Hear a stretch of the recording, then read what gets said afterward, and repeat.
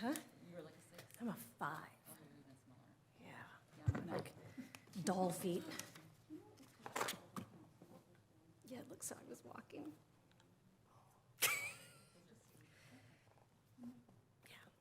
just break the other one off.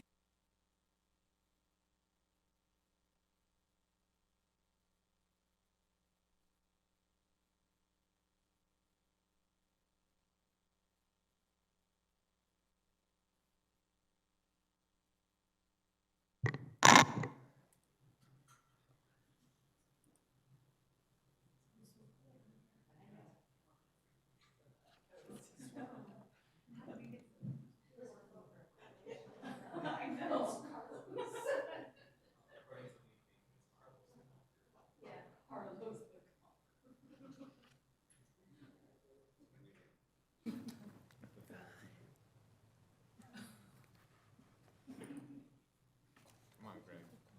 Good afternoon, everyone. I'd like to call the Anaheim City Council meeting to order.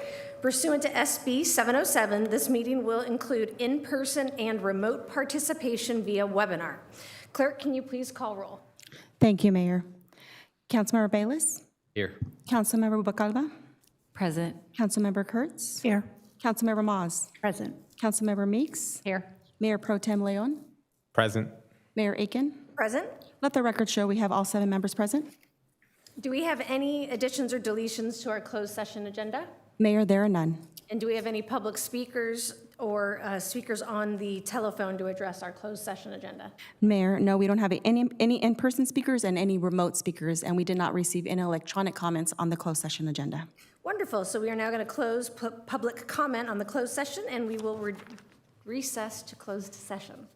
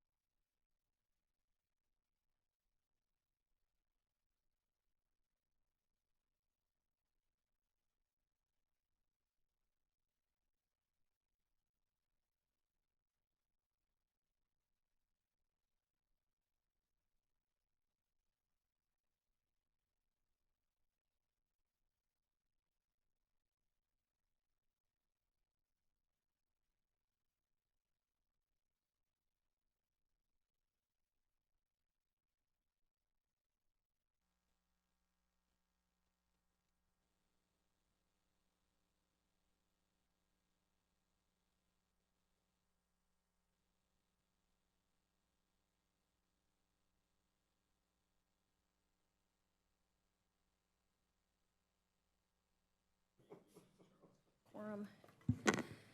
I'd like to reconvene the Anaheim City Council meeting back to order. Pursuant to SB 707, this meeting will include in-person and remote participation via webinar. The first item on our agenda is an invocation that will be offered this evening by Pastor James Bove from Calvary Chapel in Anaheim. Following that, Councilmember Moz will lead us in the flag salute. Please stand if you are able.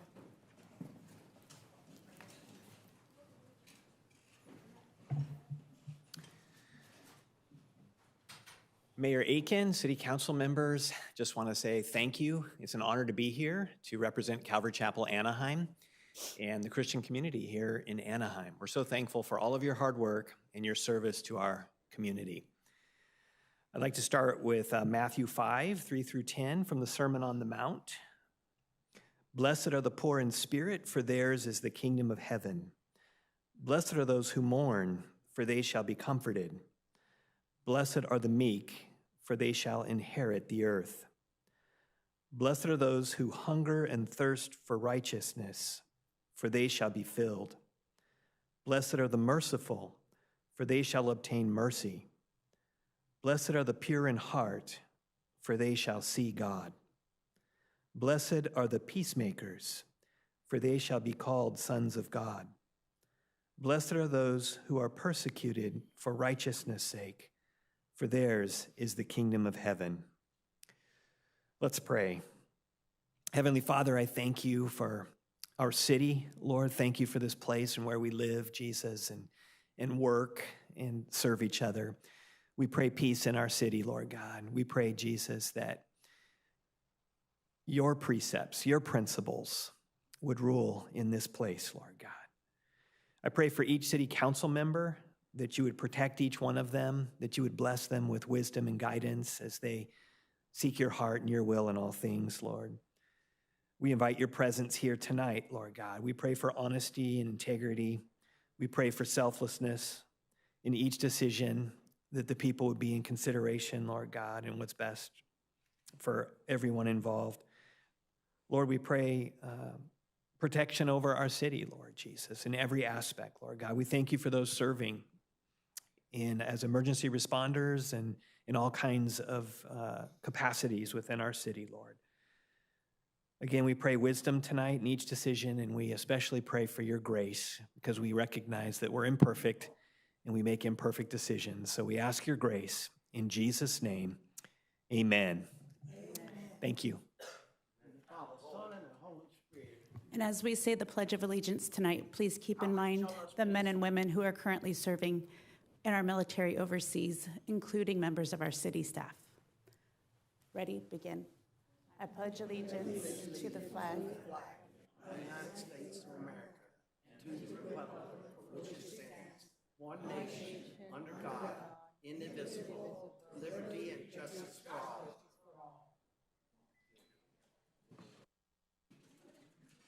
Outreach Homeless Ministries, not from us, sir. Next on our agenda are recognitions to be presented at a later date. Clerk, can you please announce them? Thank you, Mayor. We have two this evening, recognizing August 2026 as Chicano Heritage Month and recognizing the month of September 2026 as Child Cancer Awareness Month. Thank you. Are there any additions or deletions to tonight's agenda? Mayor, there are none.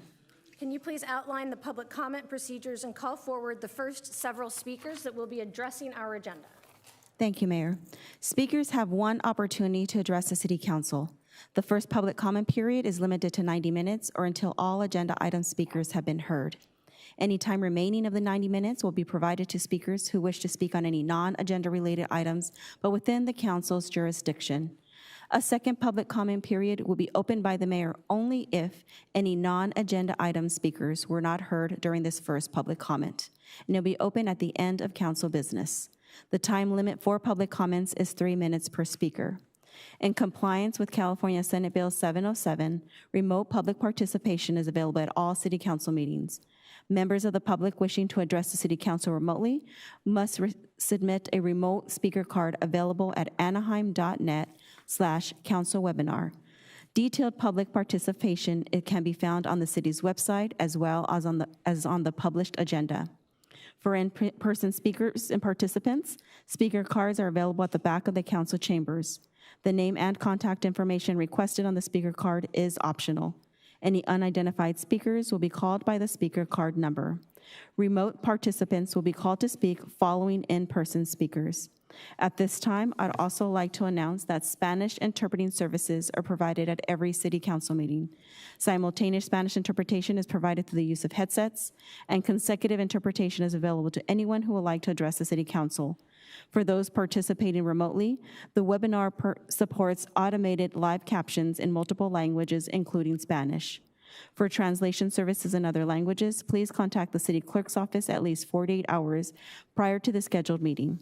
At this time, I'd like to introduce our interpreter who will make the same announcement in Spanish.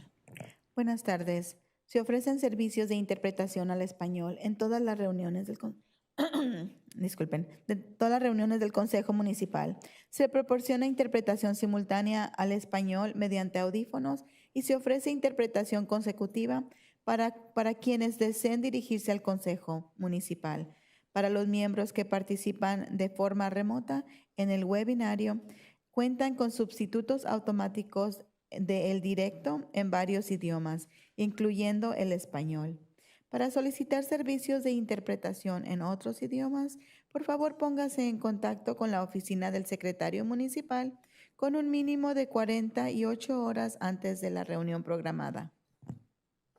At this time, on behalf of the City Council, we would like to remind the public that Anaheim remains committed to freedom of speech, and we ask that speakers address the City Council with civility and refrain from making personal, threatening, abusive, slanderous, or profane remarks towards any members of the council, staff, or general public. We appreciate you reflecting this spirit when you speak. The time now is 5:39, with the 90-minute public comment period set to conclude at 7:09 or until all agenda item speakers have been heard. We ask speakers to line up at the podium once they see their name appear on the projection screen behind me. For those participating remotely, you will be called forward at the appropriate time. And Mayor and City Council, we have one speaker on an agenda item. If they can step forward at this time, are Joshua Collins.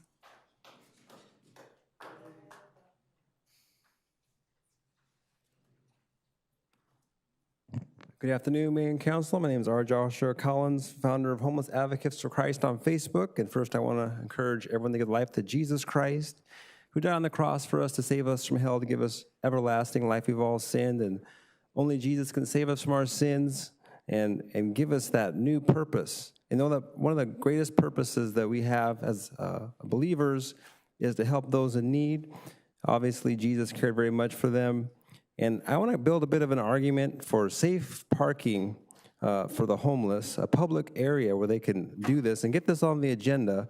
One of the reasons, number one, you know, if you're a convicted felon, you still have a right to food, shelter, basic sanitation, hygiene, bathing, medical care, a bed with blankets, all that kind of stuff. If you've murdered somebody, right, you have a right to that if you're taken into custody. And so, even if, again, rights, right, that these people have, even if they've done those types of things. Matthew 25 also tells us that God very much cares for those that are hungry or need basic necessities of clothing, those types of things, shelter. And he says that those that don't care about them, his people out there, he's going to cast them into outer darkness. And number three, Proverbs 3 tells us to defend the rights of the poor and the needy. Proverbs 31, verses 8 through 9, defend the rights of the poor and the needy. And then number four, another fourth reason, James chapter 2 says, is it not the rich that oppress you and drag you into court and blaspheme the worthy name by which you are called? Right? So we don't want to be a city that's oppressive. Now, we see oppressive things happening sometimes. And what are we going to do about that? And of course, I ask for justice for the Arzola family as well, and others that have been horribly treated in awful ways. I mean, that's just the next level of awfulness. But get this on the agenda to show that you truly care for those in need. You know, it's very easy when you have wealth to neglect the people that are out there. But what can we do to create something like this, a safe area where they can park, right? Instead of having to run around and to avoid the police and all that, but create an area where people can actually go, right? And you have all this land, and we have Disneyland with billions of dollars coming in, and we can't create a safe area for people to park, right? We have homeless women. We have mothers out there By the grace of God, I got mothers with 4 children, both of them had 4 kids, came in here and spoke, and they got help. But what about the ones that they can't get in here for whatever reason? I'm sure there's other homeless mothers out there. We have disabled people. We have elderly people out there. What are we doing to bring that change, that mercy that that gentleman just prayed about? So I ask that council to move quickly on this and get this on the agenda and show that you care. Thanks for letting me speak. Mayor and City Council, we will now turn to general comments. We have 20 in-person speakers and 2 that will be speaking remotely. If the first 2 speakers, if they can please step forward, Paul Hayek and Stephanie Mercadante. On the homeless issue, believe it or not, the grand jury's looking into why there's no walk-in, walk-out, and I found it at OCTA's board meeting 2 weeks ago yesterday, and I know who's doing it and who's behind it. I'd like to see them get it where they can walk in, walk out. And as far as these other homeless go, a lot of them want to work but can't work because they got no place to leave their gear. And why not let them walk in and help run the shelter, man it with their expertise? I met a guy the other day that was a carpenter. Right now, if we're not building them, we need to turn around, and he said he'd move boxes. And we have a brand new, it's not here in Anaheim, it's up in Fullerton, Holiday Inn Express that's closed that could be turned into a winter shelter or a shelter like what we ran at Kramer and the studios. We could turn around and get that going. I'm going to that board and let them know what I'm thinking. Let's help get these people off the street. I mean, we even have them where they have companion dogs. Our next speaker, following this speaker, G. Price. Residents have been asking specific, legitimate questions about Anaheim's water quality and water department operations. Instead of answering those questions, the city gave us an overview. An overview is not an answer.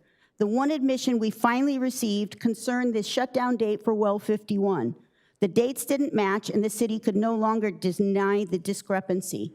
Now we know there is a problem, one serious enough to be reported across channels 2, 4, 5, and 7.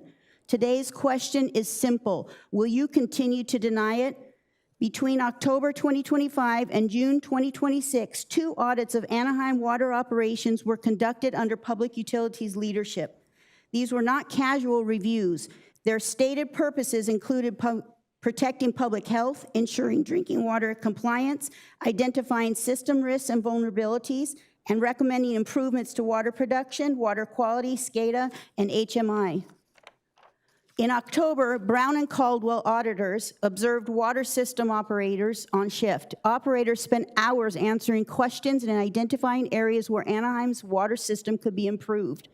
Water Operations Superintendent Richard Salas then announced another audit intended to ensure the protection of public health and regulatory compliance.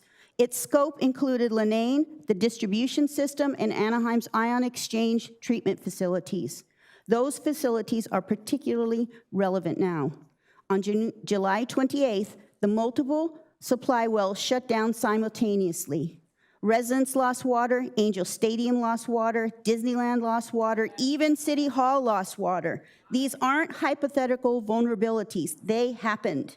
Operators had already raised concerns about systemic issues, management protocols, and deficiencies involving the newer ion exchange systems. The auditors, Leanne Russo and Leslie Knapp, are gone. Taxpayers have paid hundreds of thousands of dollars. The public still hasn't seen the findings. This is particularly concerning when you consider that in 2024, the California State Auditor found that Anaheim lacked a meaningful contract monitoring process. So what did these auditors find? They did identify SCADA deficiencies, missing safeguards, testing problems, management failures, vulnerabilities that could have prevented July 28th. We don't know because Anaheim hasn't released the reports. Stop asking residents to simply trust everything is fine. Release the reports, release the findings, release the recommendations. After July 28th, this council should be asking, did Anaheim's own auditors identify these problems before the failure occurred? And if they did, what did the city do about them? Craig Parker, that question comes directly to you. Ma'am, I'm sorry, your time is up. Is this matter still closed? The taxpayers paid for these audits. They paid for the answers, so where are they? Our next speaker, G. Price, Janine Robbins, and Mark Herbert.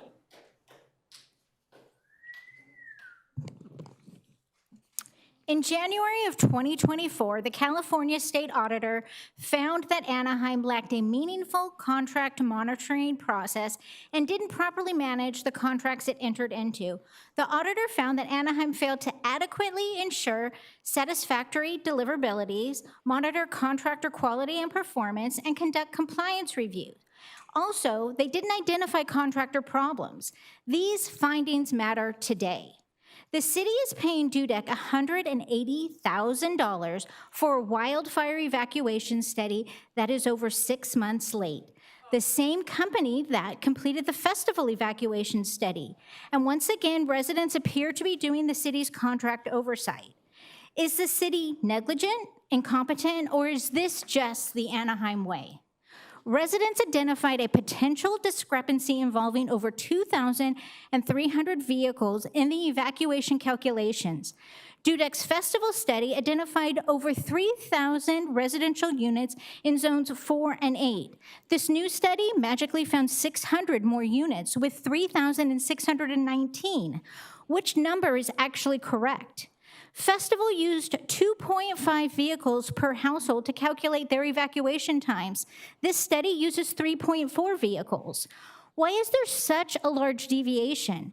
Is this an attempt to control the result by controlling the data that is inputted? Even more troubling, the study contradicts itself. Scenario 5 would completely evacuate zones 4, 5, 8, 9, and 10. A half dozen pages later in the same study, it states, Scenario 5, zones 4, 5, and 10 would not evacuate at all. This is not a proofreading error. This directly affects the number of vehicles evacuating and clearance times. When Dudek's 2 studies involving the same area use different numbers and assumptions, it is the city's job to reconcile them before residents have to. State auditors told Anaheim to improve its contract management. Is this improvement? Who reviewed the study? Who verified the calculations? Who approved releasing a study that contains contradictions? If nobody did, what exactly has changed? Does Anaheim still have no meaningful oversight with its contracts? The city fired purchasing manager Carrie Buffard after she insisted that the city's rules and policies be followed. It seems Anaheim wasn't interested in fixing problems. Instead, they just fired the people that challenged them. And this matters. This is wildfire evacuation planning. People's lives depend on the city getting it right. Next speaker, Janine Robbins, Mark Herbert, and Mike Robbins.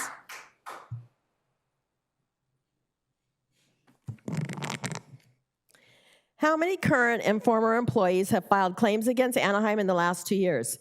And has anyone on this dais stopped to ask why? Because behind those costly claims are employees who say they've reported retaliation, harassment, unsafe working conditions, and misconduct, and weren't protected. Who is responsible for protecting employees? HR Director Linda Andahl. Employees raising serious safety concerns say Cecil Looney told them to, let's see if I can get this quote exactly right, sit the fuck down or you'll fucking regret it. What did Linda Andahl do? Nothing. Employees report Pete Garcia repeatedly harasses staff while creating unsafe working conditions. What did Linda do? Nothing. Employees report Keith McDonald retaliated against employees for raising water quality concerns. What did Linda Andahl do? Nothing. Can you see the pattern? Employees reported John Vasquez sexually harassed and retaliated against employees he supervised. HR reportedly substantiated these complaints, yet employees are still required to report to him. What did Linda Andahl do? Nothing. Employees report fire department dispatch manager Brenda Carrion gave her niece a $500,000 contract and retaliated against employees who reported it. What did Linda Andal do? Nothing.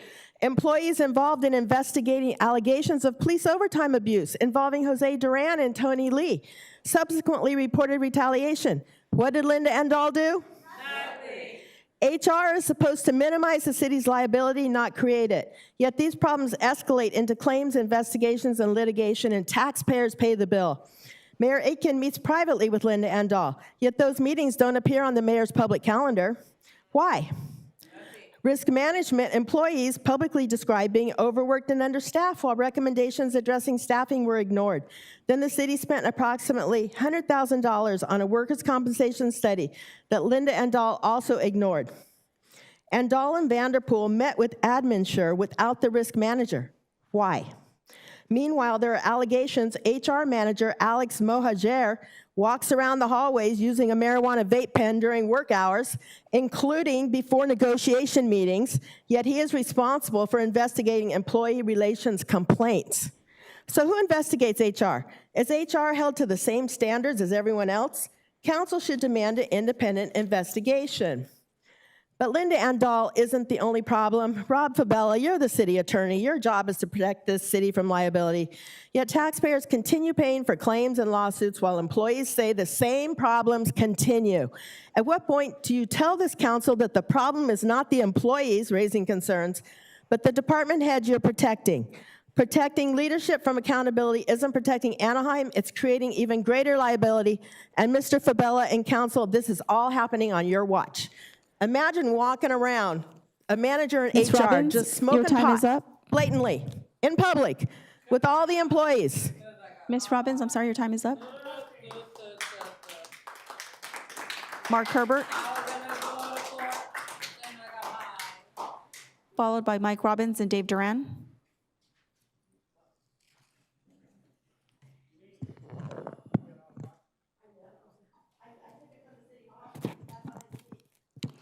Mark Herbert, AnaheimGrease.com. For months, you have heard residents express serious concerns about Anaheim's water system. Mayor Aitken responded by interrupting public comments and labeling concerned residents the, quote, disinformation brigade. Criticizing the mayor's record isn't disinformation. It's a First Amendment right. For the past 4 months, residents have consistently raised detailed concerns while Craig Parker, Assistant General Manager of Water Services at Anaheim Public Utilities, has consistently provided few answers. On July 22nd, at the Public Utilities Board committee, Mr. Parker declared, the water system matter is closed. 6 days later, on July 28th, Anaheim's water system experienced a major malfunction. It failed. The failure occurred during the evening of Disneyland's 70th anniversary celebration, disrupting the restroom access, restaurants, and other operations while tens of thousands of guests were visiting the resort. Visit Anaheim, take note. Mr. Parker declared the matter closed, yet 6 days later, Anaheim couldn't maintain adequate water pressure at Angel Stadium and Disneyland, one of the world's most visited tourist destinations. Was this a surprise or could have been prevented? City leadership will probably say it couldn't have been helped, but the evidence suggests otherwise. It raises serious questions about the claim. City employees have been warning leadership about deficiencies involving the newer Eon exchange wells, the alarms, the automatic shutdown protections, and the supervisory control and data acquisition system, SCADA. Those warnings came before July 28th, not after it. Operators reported critical safeguards had not been properly configured or validated. The city's own incident review reportedly found that alarms had been disabled and the SCADA security controls were insufficient. There was no clear record of when the alarms were disabled and why the procedures for restoring those alarms were deficient. Think about that. This is a drinking water system. After the well 59 low chlorine incident, Anaheim went back to modify and test the automatic shutdown programming. Records indicate those corrective actions were still occurring in 2026. Then came July 28th. At approximately 5 a.m., wells 56, 59, 60, and 61 reportedly shut down simultaneously. management was notified. Approximately 13 hours later, the same 4 wells reportedly shut down again for the same low pressure condition. So don't just tell residents this was a technical problem. Tell us what management did after the first failure to prevent the second. Tell us why the system failed again the second time. Release the consultant audits. Tell us the issues they identified before July 28th. Mr. Herbert, your time is up. And what recommendations management's implemented. And as for the Arzola family, when are you going to step up and do something for that family? We have rogue elements on overtime in the gang Thank you, unit. Mr. Do Herbert. something. Next speaker, Mike Robbins, followed by Dave Duran.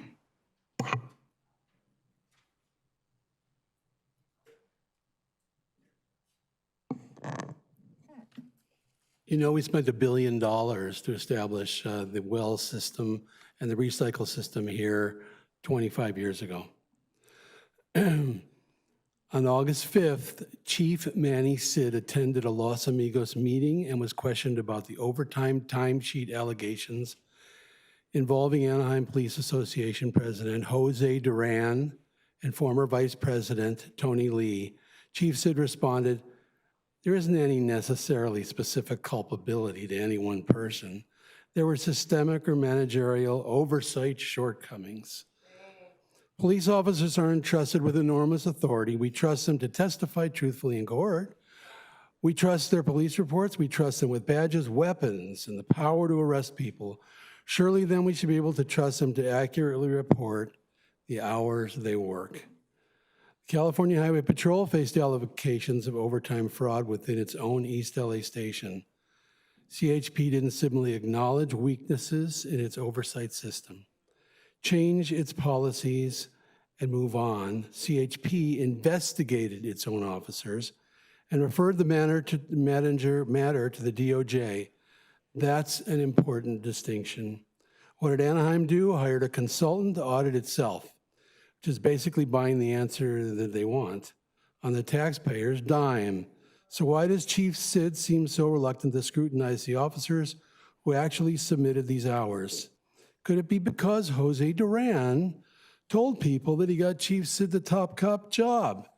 Did you guys know that or hear it from somebody? Was that so Sid can do him a favor since the overtime audit was well underway? And some say Jose Duran told people that if Vanderpool didn't hire Sid, then Duran would get rid of Vanderpool too. Vanderpool agreed because he got a huge raise, and in return, Duran happily pushed Vanderpool's agenda to outsource workers' comp to Adminshire. Rob Favela, are you just going to continue to look the other way, pretend it isn't your responsibility to stop this type of behavior? Are taxpayers hearing about failures of the system rather than them receiving a clear accounting of the conduct of the people who submitted these time sheets? Chief Sid says he's changing policies governing overtime. Fix the system. Fixing a system and determining individual accountability are not mutually exclusive. Blaming the system while avoiding the question is not about public trust. It undermines it. Frankly, you can't shift responsibility away from individuals and onto a broken system. Chief Sid, be the person Anaheim needs, please. Next speaker, Dave Duran.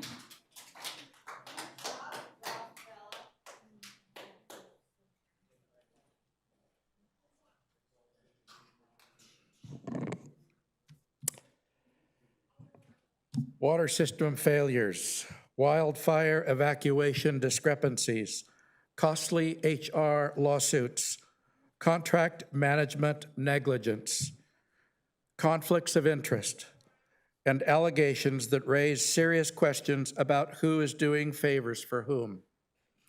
Different problems, but the same pattern, a lack of accountability. Residents warned the city about the water system and were called the Disinformation Brigade. Craig Parker declared the matter closed. 6 days later, the system failed. Taxpayers also paid for audits examining public health, regulatory compliance, and vulnerabilities in the water system. Where are those reports? Residents, not city staff, identified conflicting numbers in the $180,000 wildfire evacuation study. Apparently, taxpayers don't just pay consultants. We have to do their quality control too. Employees report retaliation, harassment, and unsafe working conditions, while taxpayers pay for the lawsuits that follow. And in the police overtime scandal, as you heard, Chief Sid blamed systemic or managerial oversight shortcomings. Again, the system becomes the problem instead of the people responsible for managing it. Water fails, blame the system. Overtime problem, blame the system. Employees complain, protect management. Consultants fail, pay the invoice. Residents speak up, call it disinformation. The council proudly calls this the Anaheim way. Maybe it's time to ask what that really means, because eventually you run out of systems to blame, consultants to hide behind, and people to point fingers at. Eventually, accountability leads to leadership, and when leadership continues to ignore and refuse to accept responsibility, it isn't just a failure of the system. It's an absolute failure of city leadership. Do your best, and I know that's really difficult for all of you, to support the Arizola family in their needs. Enough time has come and gone. If you have any ethic, do the right thing. Next speaker, Cecil Jordan Corkin.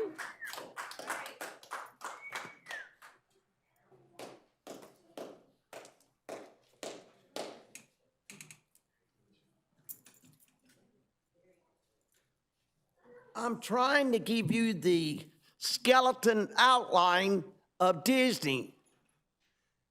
That's only two months away. October, Halloween. And I'm trying to find out what's still available as what's going on at this time. It's just the old stuff and the dates when it really happened, when it went down in Florida at Disney World. Polk Sheriff Department was in control of that matter. And how many got arrested, employees. The autobiography, they stopped the autobiography of Sexual Journey of Sexual and Pedophiles, Disney in court. I wished that I had an interview with the mayor, in these notes and questions and answers for about 30, 40 minutes on the program. I've seen her interview people on there. They used to run the programs and interview the programs. I forget that guy's name. And it's been on several times. Does official Disney porn actually exist? And I'd love to go through this. It explains the outlines of what's going on with what has gone on with Disney and the time and dates. Florida again, Polk Sheriff Department. And then the green one talks about the child pornography. And I'm trying to get you to interview me and make an appointment where you can talk to me on the television on the Mayor Channel 3 about Disney and that subject. And I'll pick out my titles, and those are the 3 books that I'd take if you wanted to interview me at that given time. And I'd bring my special Mickey with me. Don't tell them what they're worth. Because I have actually got some stories I could tell you about meeting Mr. Walt Disney 2 years ago. He used to ride up and down Staten College in his Lincolns, several of them. And so that would be an interesting format if you're interested, Mayor Ashley Atkins. If you can sing and dance Thank you, on Cecil. Your time Disney, is up. then you can interview me, and I'm waiting for that to happen. Thank And you, I could Cecil. and you could have a list of questions you want to ask me. Thank you, Cecil. In the I'm Father, sorry. Son, and the Your time Holy is up. Spirit Thank on you. this matter. Thank you. Our next Let speaker, me know. Melody. Thank you. I'm asking. Melody Marlar, followed by that Art time and Castillo. schedule. Thank you. You can't keep a smile down on Mickey. Thank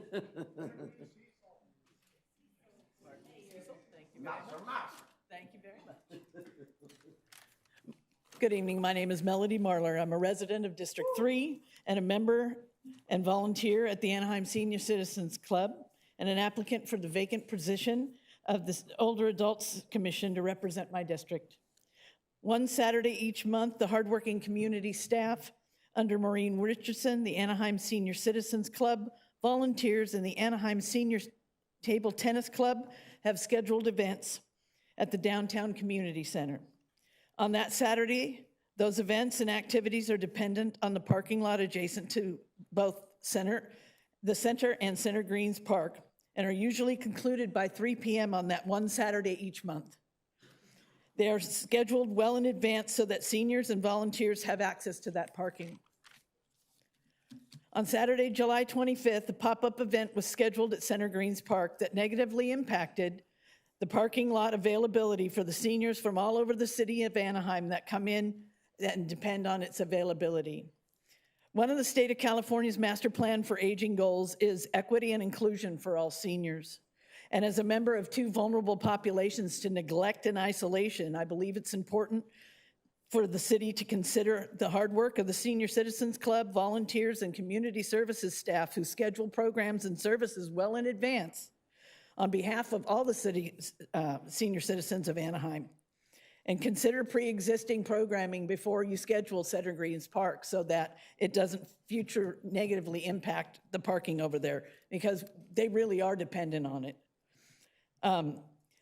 Until we have a senior center that's large enough to accommodate us on a standalone, we have that one Saturday a month that when there's programming that's scheduled at Center Greens or at the Downtown Youth Center, it severely impacts all of the senior citizens that come into the city and come into Downtown Community Center to go to those events and activities. Once more senior programming is over that one Saturday a month at 3 p.m.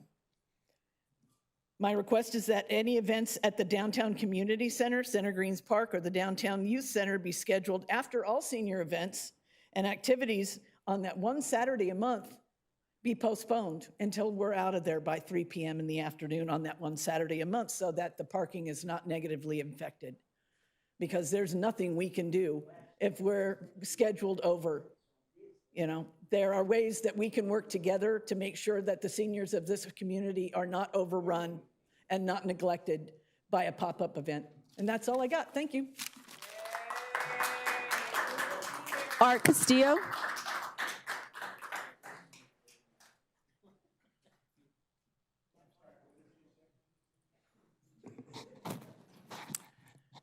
Good evening. Everybody who talked here tonight was very interesting because I never talked to anything about these subjects, the subject matter of the city, taking care of our issues. I've been finding it in the school board and the city and other activities where we're clueless of what your rules, what your role is and what their role is over here. When we go to try to ask for something, we're just blockaded and no answers. At the school board recently, I ran into that. Now, I have 45 years that I've been advocating for young men, and I was saving them from getting expelled. And I couldn't believe that all of a sudden it's something that We have no jurisdiction. You guys work with the police. You talk about them, you take pictures with them. The school, you guys let them come into our schools, the SORs, the new type of police, because they had problems with the older ones. And when we try to ask for questions, the public, and these people that I don't even know at the school board, they're saying, on a lot of other items, the same thing, comes to the same conclusion. You're holding stuff back and we don't know what you're doing. We would like to be, we're the city taxpayers, we're the citizens that you're working for us. And we're kindly asking, why are we surprised when you guys do something, an agenda that pertains to what you guys did without our knowledge, and actually having a debate, having our right to come and, debate it or whatever you want to call it, just to have our voice. And this was coming from people I didn't even know.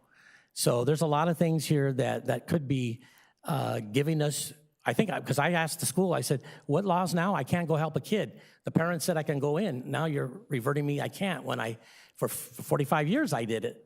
I would be able to get parents' permission, go inside and do a hearing, and 99% saved the kid and got him back to school, education. But the educators are looking at me, no, can't, and it's like really scary to be in that tone of voice. And so I'm just trying to say, if you guys can do us a favor, find out and display our laws, that we have the rights. What rights do we have that we can ask you something and you can respond to it?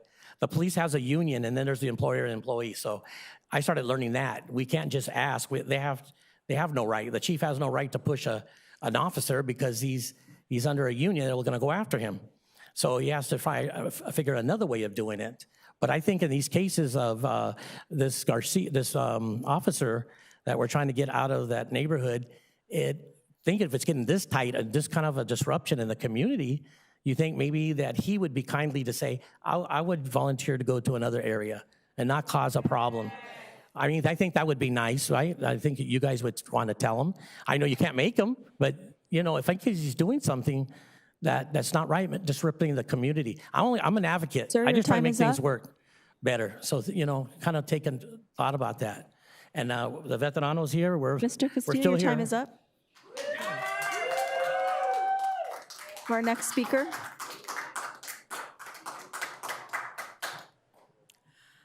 Good evening, Mayor Atkins and City Council members. I am representing Lions Club, and we are planning to open up a Lions Club in the city of Anaheim. So we are very pleased about that, and we are working towards all the logistics, getting all the licenses and everything which is due for city of Anaheim. And the most important thing is that we are establishing, being a new club, we are trying to establish to bring volunteers, the community members, and what are the community needs. So I'm going around to different associations to find out all the community needs of each district, so we can find out where we can do the community services as per the district needs are. The other thing is our priority areas are, we are going to be starting with hunger, vision, pediatric cancer, diabetes, environment, and mental health. So this depends upon each district what the needs are. So we'll be going according to what your needs are going to be. And the other needs will be the senior help, and also individuals experiencing hardships. We do give references. It is strictly voluntary. So we are looking for members to join us who can improve your community per se. And the other thing is, we want to find out what are the strengths, what is the demographic, and what are the challenges in each district. That's also we are going to find out. So I'm going to be the president, hopefully. So I'm the president in the Fullerton branch now, so I can't be president in two places. So I have to wait for my presidency to finish. And the other thing is to meet with all the leaders, and of course the city council members, to ask how, why, what, when. And we are going to be collaborating with the public a lot to find out. So we will be holding a small meetings. So I have picked the venue, the place to meet for the Lions Club is the Youth Center, which is on the Beach Boulevard, and that's got enough place. And when we are going to be having any kind of fairs, health fairs, the parking lot is very feasible for the public. So like I said, the other thing is when we come across all the existing organizations, we don't want to duplicate. So I need to find out, because I just live only 3 miles away from here, but it's just on the border of Anaheim and Buena Park. So I don't know the demographics of Anaheim. I have a lot to learn. So I'm going to be finding out all the organization needs and wants.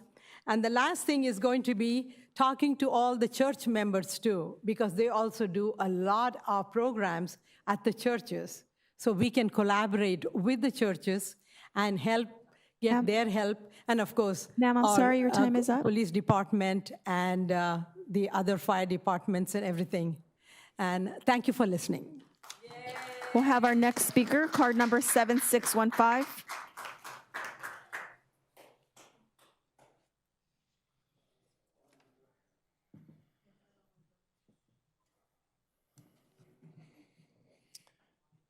Hello, City Council. I'm here again to represent the duty managers that have not been given a raise for 10 years. They work at Anaheim Convention Center. Duty managers were told raises only happen in July. With coworkers gossiping about various pay increases, they've learned that they occur throughout the year. Current duty managers remain in the dark if and when they will receive a raise at all, being told nothing retroactive and to expect very little. It is pathetic that management cannot at least be honest with them. How have the duty managers not been given a raise for 10 years and their 2024 request was so easily ignored for the last 2 years using the mid-year budget season and reclassification study as excuses? Now I have a new ACC compensation oddity to share with you. Michelle Henry, events manager of 20 years who oversaw the duty managers, recently retired. Her replacement is Jose Medina, former event manager 2, now event services director. He is doing the identical job that Ms. Henry performed as manager, and yet a few days after her departure, the position became a director. Same job, the woman classified and compensated as a manager, the man compensated and classified as a director. Coincidentally, most duty managers are women, and I see 5 women and 2 men on this city council. So ladies, how does that sit with you? The man gets paid and automatically as a director classification, but a woman who did this job for 20 years remained a manager. Making matters worse, the duty manager's pay request in 2024 was put off because of the lengthy reclassification study, yet Ms. Henry's position was reclassified from manager to director in a matter of days. Can anyone make sense of this? The excuses given to put off the duty manager's raises were lies. Their treatment violates the Anaheim Employee Handbook's merit system compensation guidelines. So, whatever happened to the money allocated by Ms. Henry before her retirement for duty manager raises this year? Was it possibly given to the new event manager director instead of the 10 people that never got a raise? Or well, it is 10 people, but 10 people in those positions that haven't been given a raise for 10 years? She set aside money for raises for these people, and they haven't been told squat about it. It's embarrassing. So let me read one last thing to you as a reminder. This is what the merit system says in your handbook. Positions having similar duties and responsibilities shall be classified and compensated on a uniform basis. And I've made it clear that these Sir, I'm duty sorry, your managers time is up. have significant responsibility, yet they're the cheapest, least paid people in the entire convention Sir, center. I'm sorry, your time is up. Hourly wages, no bonuses, no benefits, not a damn Thank you, thing. sir.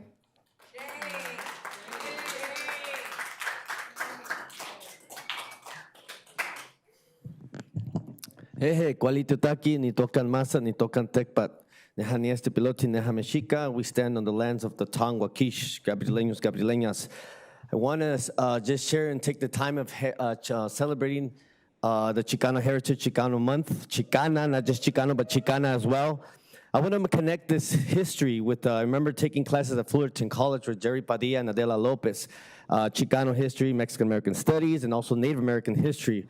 where I was 18 years old. No, I was 17 years old when I actually got to attend Fullerton College, a graduate class of 98 from Anaheim, home of the champions, by the way. There's 3 new murals now in Anaheim High School, and I'm so glad that it doesn't say home of the colonists or colonists knows no limit or colonized. I'm so glad that the change is coming. Because psychologically, I always knew who I was. I always knew I spoke not just Spanish, English, but Mexicano, Nahua, Aztec, which is the Uto-Aztec Nahua linguistic family. We belong to the Hopi, to the Comanche, to Shoshone, Paiute, Yaqui, I can go on, and Hachiman. We're under the Uto-Aztec Nahua linguistic family. And by the way, I drove by Anaheim Hills. I love Natalie Meeks. I actually saw a lot of the grass was on the left side, or coming from Anaheim Hills this way to Anaheim Canyon, on Santa Ana Canyon. On the left side, there's grass, but on the right side, I saw a lot of the grass was gone. There's more desert plants, you know, because there is no water in the state of California. So thank you. I don't know who's moving that, but I want to thank you and your people in that district, you know. And but we're making changes, like the OC Vibe with this new Chicana mural. Lady One, she has this new mural of a Chicana woman. You can see it from the Pfeiffer if you're coming from San Juan Capistrano this way, you know. And so there's changes happening, but with the Arzola family, I remember, Natalie, I wish you were here at the last meeting, but yes, it was the colonists that did not allow Mexican, Chicana people of color in that pool at Pearson Park. And I wish you as a councilwoman that you bring this monument of history. We did know that in 1920s, the Ku Klux Klan run the city council of Anaheim. And there's a councilman from city of Westminster. They have the Mendes Freedom Trails, 2 miles. It starts on Garden Grove Boulevard, and it ends all the way to Bolsa Chica, I think it is, or Golden West Boulevard, all the way to Huntington Beach. It goes through 2 cities.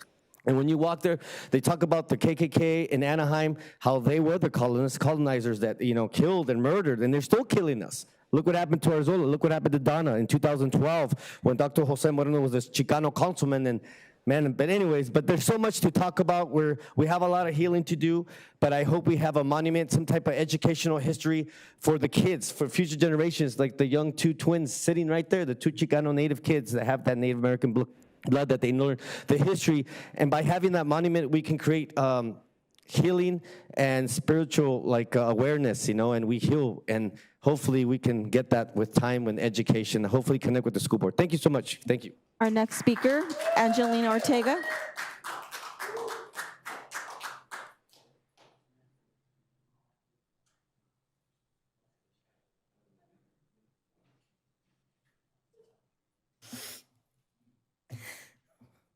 I just need a moment.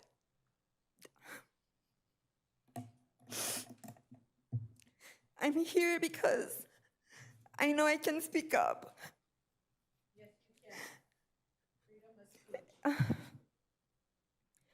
I was sexually assaulted on January 26th. I said I didn't want it. There was a previous text, I said I didn't want it. Anyhow, I'll go on. The same person is my roommate. This happened in Anaheim. On February 5th, I screamed no 4 times. No, I don't want this. And I was even louder. I can have a loud voice. I naturally can speak loud. So I know you heard me. If I say no, I'm loud. Like I could say no, no, no. Finally, he let me go.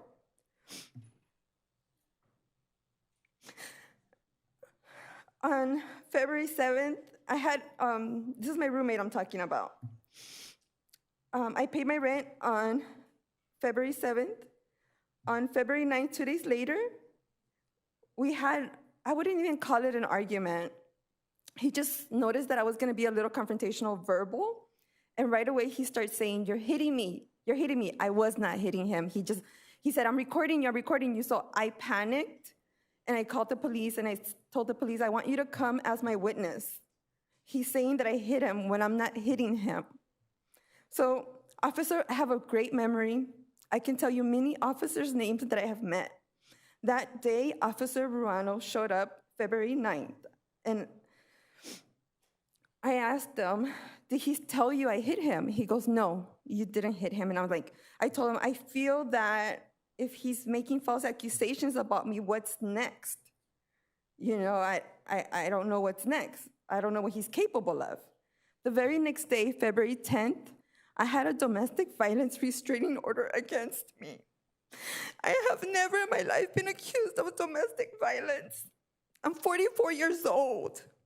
I don't condone domestic violence, but my roommate wrote a lot of gibberish to a judge in the court, at the court in Orange.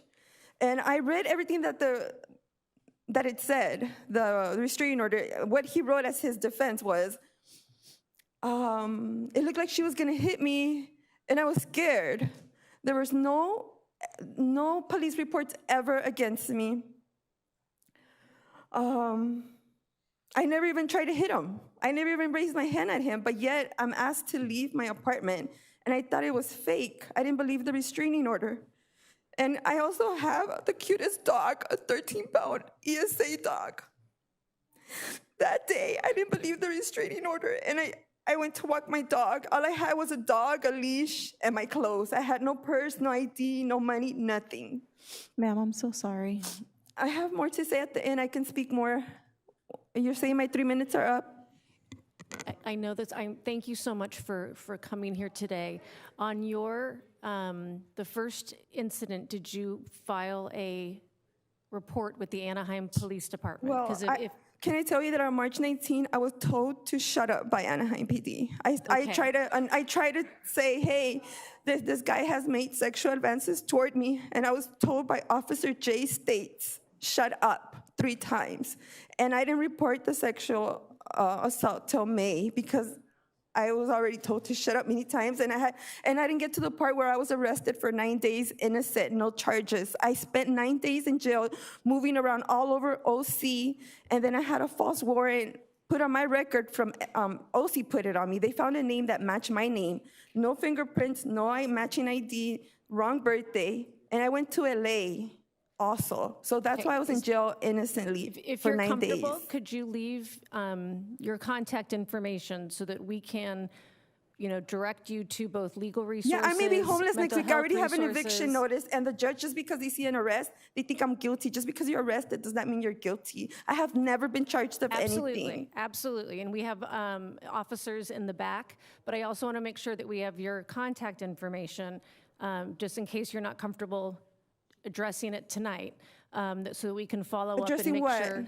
If you would like to talk to an Anaheim police officer. Oh, I've made a formal complaint on their portal. Okay. And I called in that I haven't been contacted. It's been over a month. So they have many complaints. I have formal complaints. Okay, well, I would, With their if you're portal. comfortable, I'd like your contact information so we can follow up.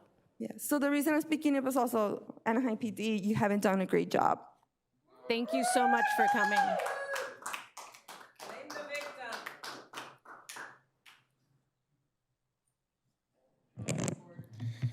I'm here today in support of Alvar Arzola, a young Chicano man who had his life stolen. He lived his life full of dreams, but it ended quickly when you ran into Nathan Garcia. Who's Nathan Garcia, you might ask? He's one of the most corrupt officers Anaheim has hired in a while. He allegedly tried to cover up a brutal assault on a 14-year-old minor who he had deemed with his partner Kyle Smith that he had stolen the bike.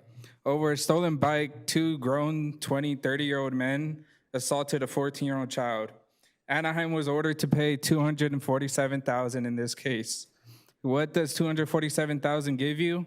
You have to literally survive against a killer cop. He's traumatized for the rest of his life, and just like the family, we are traumatized. If this was anyone else, the 2 officers involved would have been charged with assault on a minor. I have lived all my years and I have never thought about beating up a kid on a bike. That is not normal. Officers know once they're in the building that they could possibly get away with murder.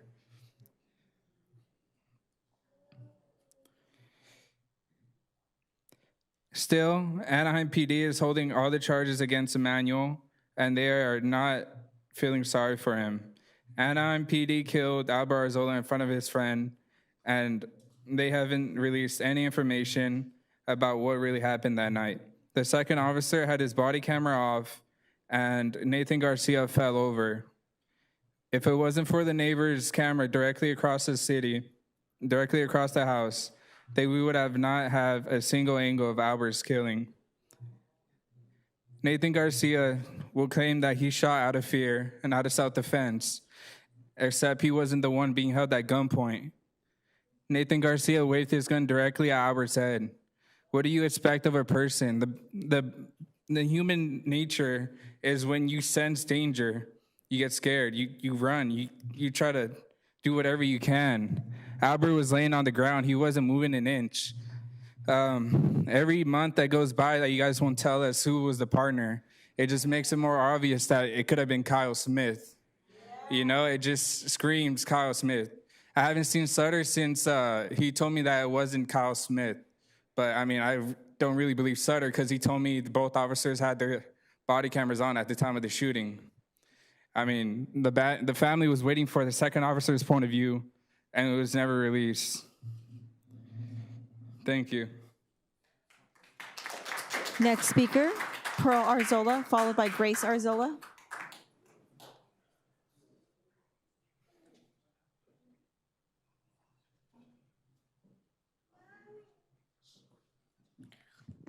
Hello.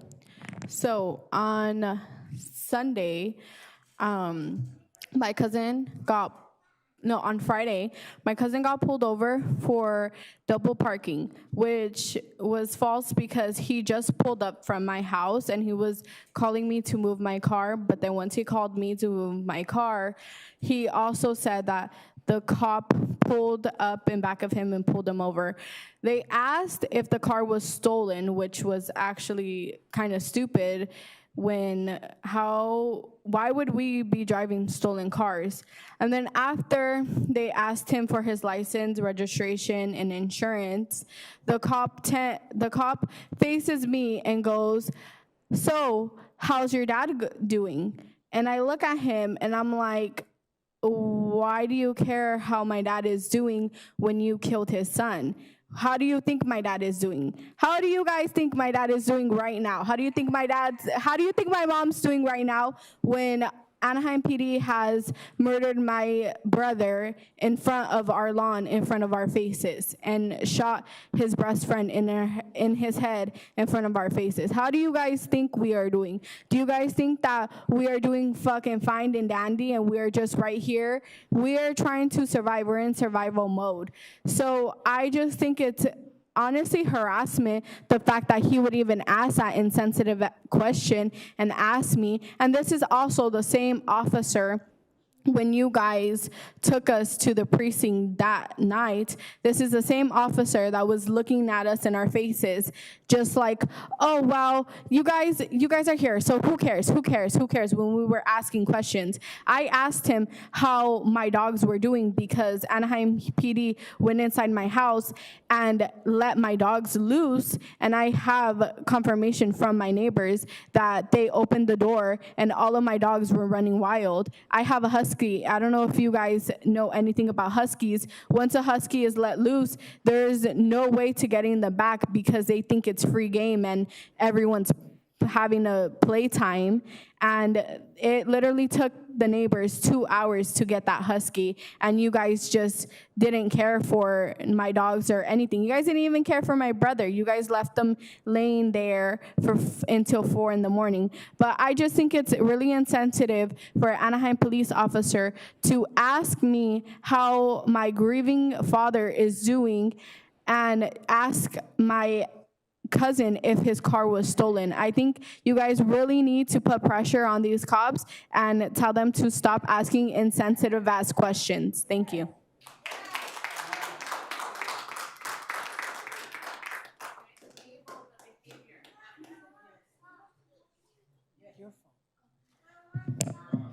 I'm here to ask for justice for Albert Arzola. This was actually the first summer vacation that Albert did not attend our yearly family river trip. It was really heartbreaking. You guys took that from us. And I say you guys because you guys continue employing the person that shot my nephew in the back. You guys keep on enabling this police department. You guys just paid a settlement of over $240,000 for the assault that Nathan Garcia did on a 14-year-old. What could you guys have done and reinvested that money in at-risk youth? What could we have done? You know, we come here and we keep on demanding justice, and I know it's hard for us to get that justice, but I have faith in God. And the verse that the pastor read earlier actually brings me a lot of comfort, because it says that Christ will comfort those that are blessed are those that are mourning, for they will be comforted. We will be comforted, and God has us in our hand. Has it been hard? Yes. And you know what was also hard? Seeing the National Night Out, where Natalie posted her poster child for the re-election campaign. Natalie, you posted Nathan Garcia, and that was a slap. That was a slap.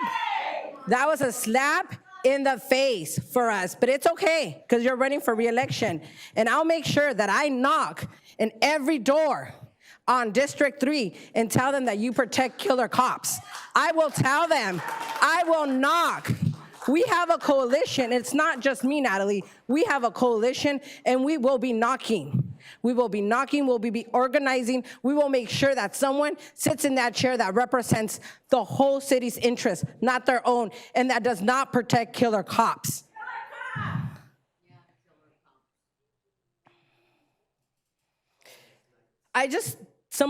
Wings of Kindness posted that you guys keep on harassing the Mondragon store.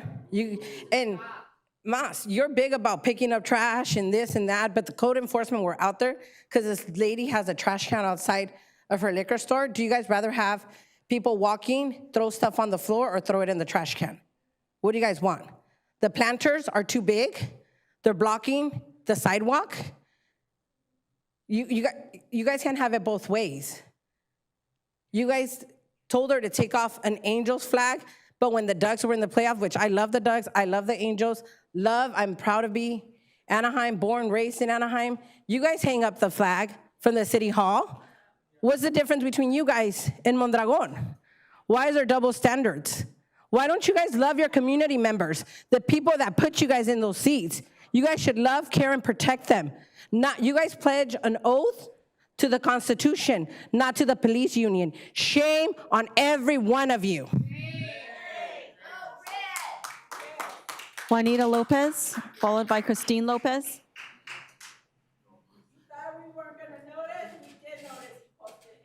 Left top corner.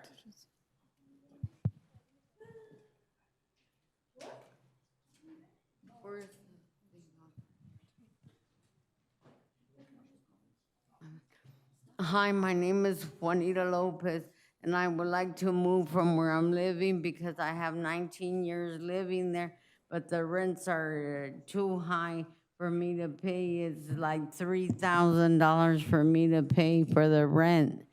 And I feel I would like to move, but I can't move from there because the rents are just too high. And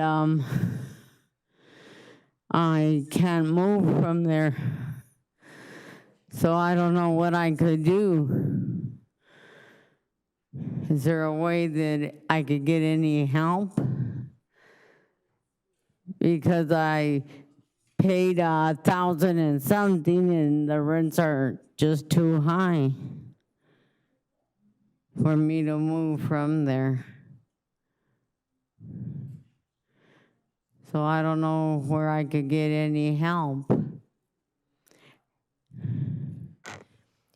And worried and mad and upset that because my grandson Albert Arzola got shot, you know, they killed him.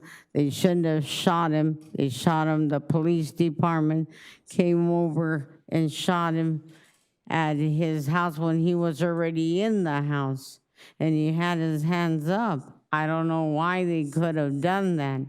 Kill him for no reason. Shame on that. Yeah, I want justice for my grandson. I don't know why they don't give a police report of saying why, how he killed him. That damn cop, I forgot what's his name. Yeah, that Nathan Garcia that shot my grandson for no reason.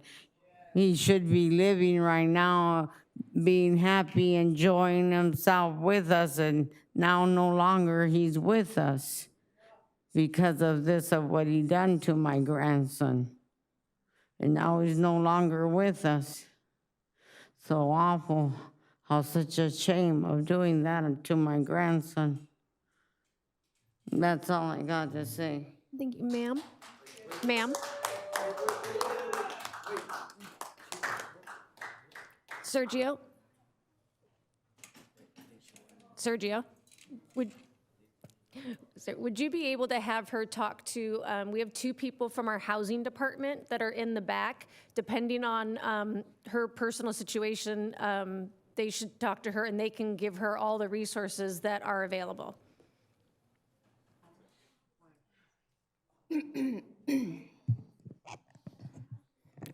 Hello, council members, mayor, and city manager. We have reached the eight-month point where our lives forever changed. Albert Arzola was murdered on the doorsteps of his home by one of your employees who is still out patrolling our streets. The public needs to be aware that this unfit individual who has caused harm to 2 families that we know of is still on our streets. Whoever is responsible, whether it be you, the mayor, the city manager, the chief of police, need to be held accountable. Albert did not commit a crime. He was a hardworking, loving resident who worked in Anaheim. His former teachers, supervisors, community members can all attest to Albert's fun-loving character. His cousin, who is a D1 athlete at a prestigious university, still is asking why. All she has is memories of going swimming in the summer at Tita's house and going to Nickel Nickel and Albert letting her win sometimes. I constantly hear the excuse that it's an active investigation that has nothing to do with how the police chief intends to address the policy violations of his police officers or to ensure that our communities are safe. It's just a cop-out.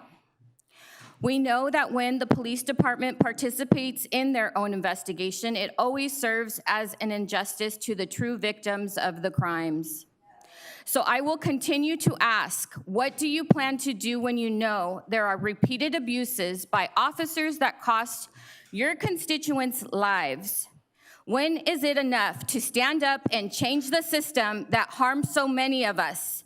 Until it happens to one of you, take your elected position seriously. Show you have backbone. Don't just be a wallflower.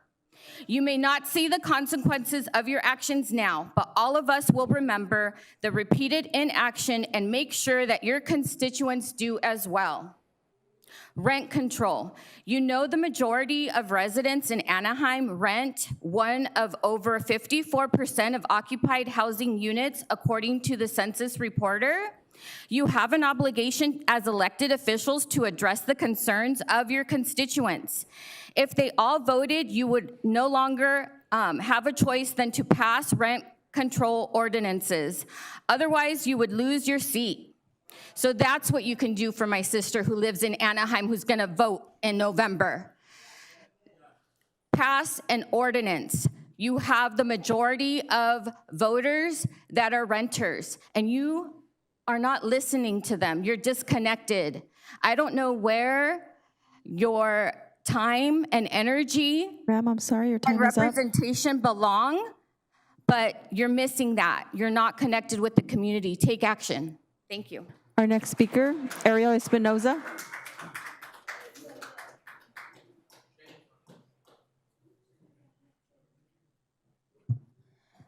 I'm here to ask justice for Albert Arzola. Nathan Garcia killed my cousin. I never met Officer Garcia, but he caused me the greatest pain in my life.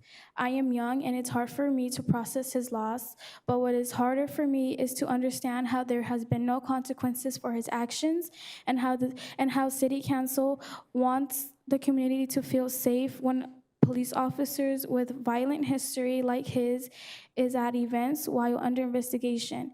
And to make it worse, Natalie posted him like he was Officer of the Year.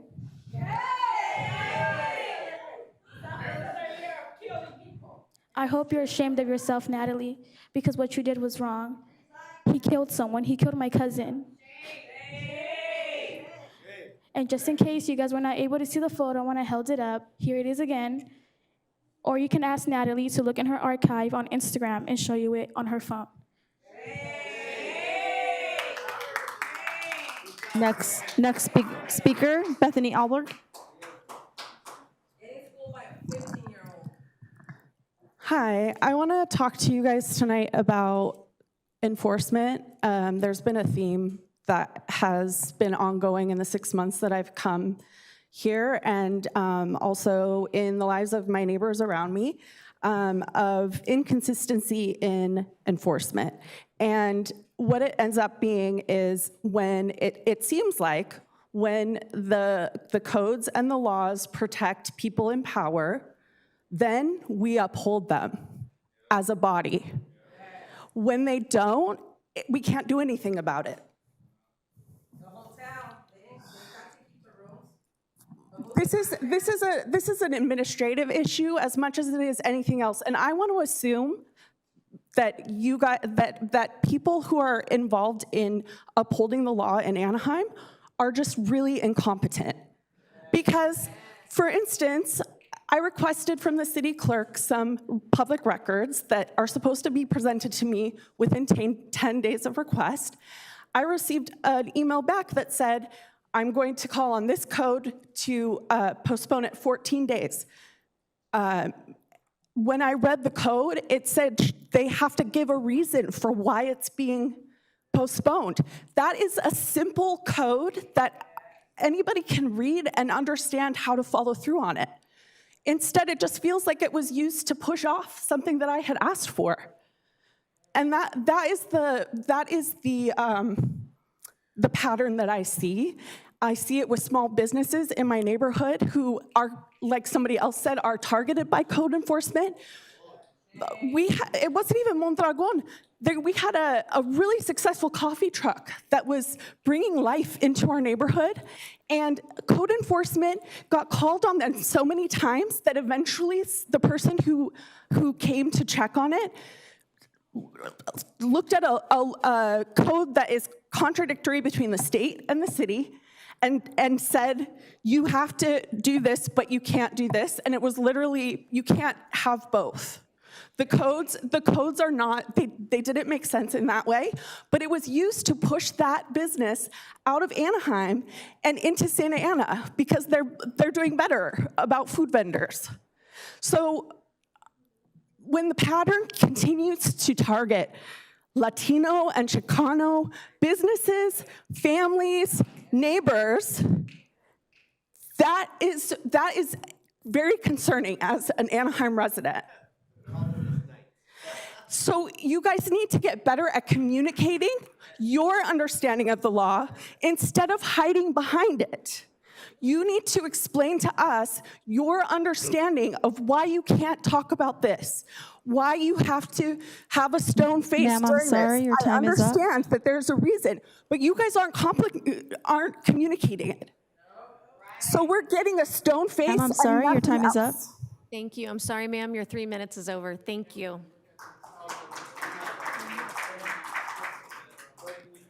Mayor and City Council, we're going to now turn to our remote speakers.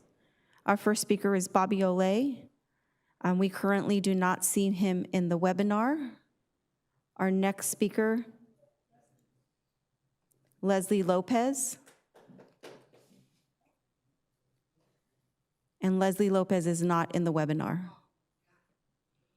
That concludes our public comments, Mayor. And then, Mayor, noting for the record, we did receive 6 general comments that were received electronically. Each of those public comments were distributed to City Council as well as posted on our city's website and can be found at anaheim.net/public comment. Thank you very much. Mayor and City Council, if you want, we did just got notification. It looks like Leslie Lopez did join. Do you want to go ahead?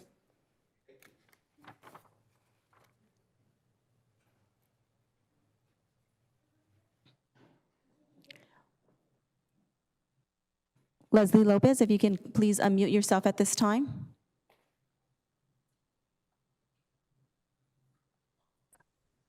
Hello? Leslie, we do hear you. You can go ahead. Your time has started.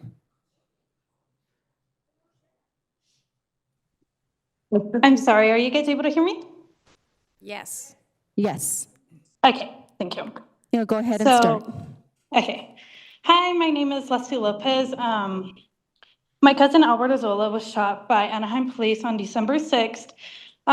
What's most concerning to me and my family is that for approximately 6 months, they didn't want to identify the officer who was involved and kept it from the public. We were given explanations on why his name couldn't be released, but now I'm beginning to question all those explanations. Natalie Rubakava posted photographs of the officer publicly on her social media, yet the city hasn't posted for the rest of the community to see.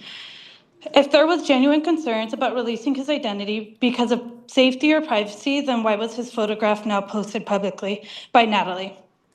Without giving context, she made it seem like it was an honor to have him involved within the community. My cousin was 19 years old, and he wasn't a threat that night. Albert was running towards the place where he believed to be safe. He was going into a house when Officer Nathan Garcia pulled him back. From my family's perspective, the situation was not properly assessed before using deadly force. He came out of an unmarked video, and no audio was picked up while he was in the car, which seems a little convenient that there was buffering occurring. I'm also deeply concerned about what we have been told about Officer Nathan Garcia, prior history and allegations of excessive force. If there was previous incidents involving excessive force and misconduct, then why is he still in a position where he can use that deadly force? What accountability and what additional training was put into place prior to those incidents? My cousin did not get a second chance. Albert deserved to live.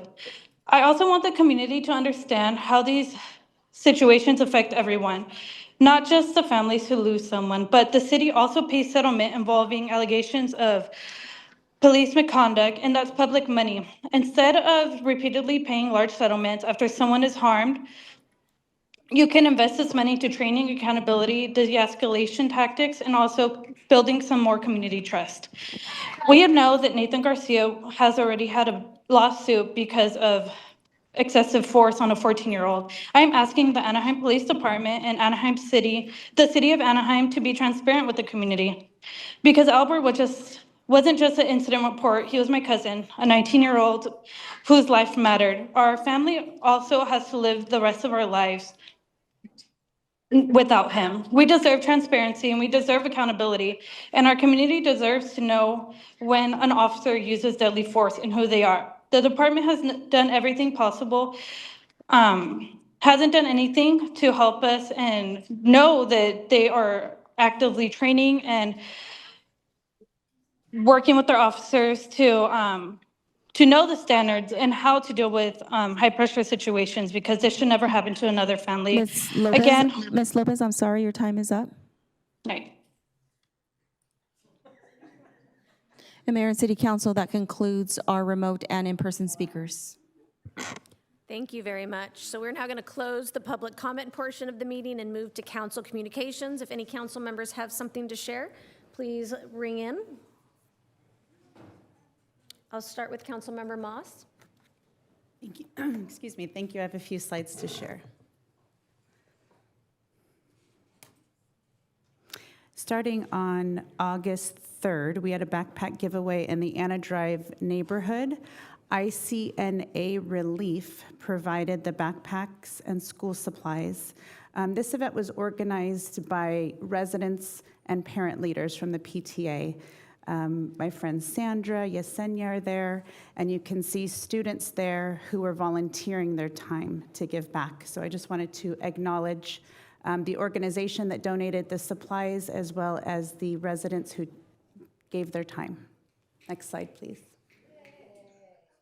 And we did have National Night Out, as was mentioned. Last Tuesday, it was in District 5. We had many residents and neighbors grateful to welcome residents from all over the city to Juarez Park. I met Minnie, Miss Wheelchair California. You can see her there in the picture on the far right.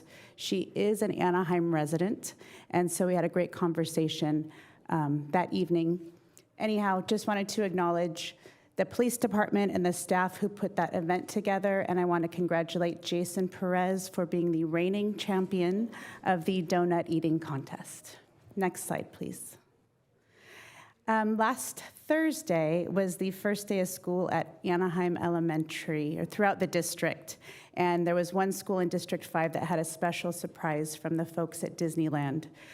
Mickey and friends came to the first day, as well as cast members and volunteers to welcome families to campus. So it really was magical. There was a balloon arch and balloons and, bubbles, as well as backdrops and characters. And it was really cool not just to see the kids' excitement, but their parents as well. We have a lot of families, parents that went there to the school themselves. And so it was just amazing to see that connection. And we appreciate the generosity of Disneyland Resort for coming out and making those special moments for those kids. And last slide, I want to share that this Saturday there's going to be an event at OC Animal Care, which is our contracted animal service provider. They're clearing the shelters. So this Saturday, dogs who are 25 pounds or more are free. So the adoption fees are waived. Adoption fees are always waived for veterans. So you are encouraged to come out if you're considering getting a dog. I also wanted to mention that the second Saturday of every month, there is a drive-through pet food pantry. So appreciate the efforts that it takes to put that on. And lastly, I want to congratulate the Chamber of Commerce. They put together an amazing Taste of Anaheim last Friday evening on Center Street. It was good music, good food, and a lot of great neighbors connecting with each other. So I want to acknowledge the hard work that it took to put that event on. And last thing I want to mention is this month's Clean Up with Your Council Member will be Saturday, August 22nd. We'll be cleaning up at Rio Vista Park. All are welcome to help clean up, to have conversations about concerns, but we'll be there working together to keep our trash out of our waterways. So that's all I have. Thank you. Thank you, Councilmember. Mayor Pro Tem Leon, and then Councilmember Kurtz. Thank you, Madam Mayor. I had the opportunity to participate in this year's Chalk Walk at Disneyland, joining thousands of people who came out very early in the morning to support the Children's Hospital of Orange County and the incredible work that they do for children and families throughout our region. It was an early 3 a.m. start, but a morning well spent for a great cause. Thank you to everyone who participated, volunteered, and helped make this year's Chalk Walk such a success. We also, as was mentioned, celebrated National Night Out in Anaheim. It's always a great opportunity for families to come out, to meet the officers who serve our neighborhoods, to ask questions and build relationships. Of course, I will echo my colleague in congratulating the man, the myth, the legend, Jason Perez, the undefeated donut eating champion for, I believe, 5 years running now. So congrats to him. I don't know how he does it. I think I did it 1 year, and I think I only got through like 1.5. So kudos to him. Thank you again to Chief Sid, our Anaheim Police Department, and all of the folks who helped organize such a great event, a great evening for our community. And finally, my office hosted our 4th annual Back to School Bash a couple weekends ago, and this was our biggest one yet. We welcomed more than 2,000 people and students in just a few hours at Madison Elementary. Families received backpacks and school supplies, free back-to-school haircuts thanks to True School Barbershop, food boxes distributed by CAP OC, hot dogs from AMEA and OCEA, and much, much more. Throughout the morning, families also had access to community resources, to activities, performances, and plenty for the kids and students to enjoy before heading back to school. An event serving more than 2,000 people takes a lot of other additional people working behind the scenes. I'm incredibly grateful to everyone who helped and stepped up. I want to thank Karina's Backpack Project for being such an important partner for this event, to all of the businesses, community organizations, volunteers, and staff who contributed their time and resources to make this happen.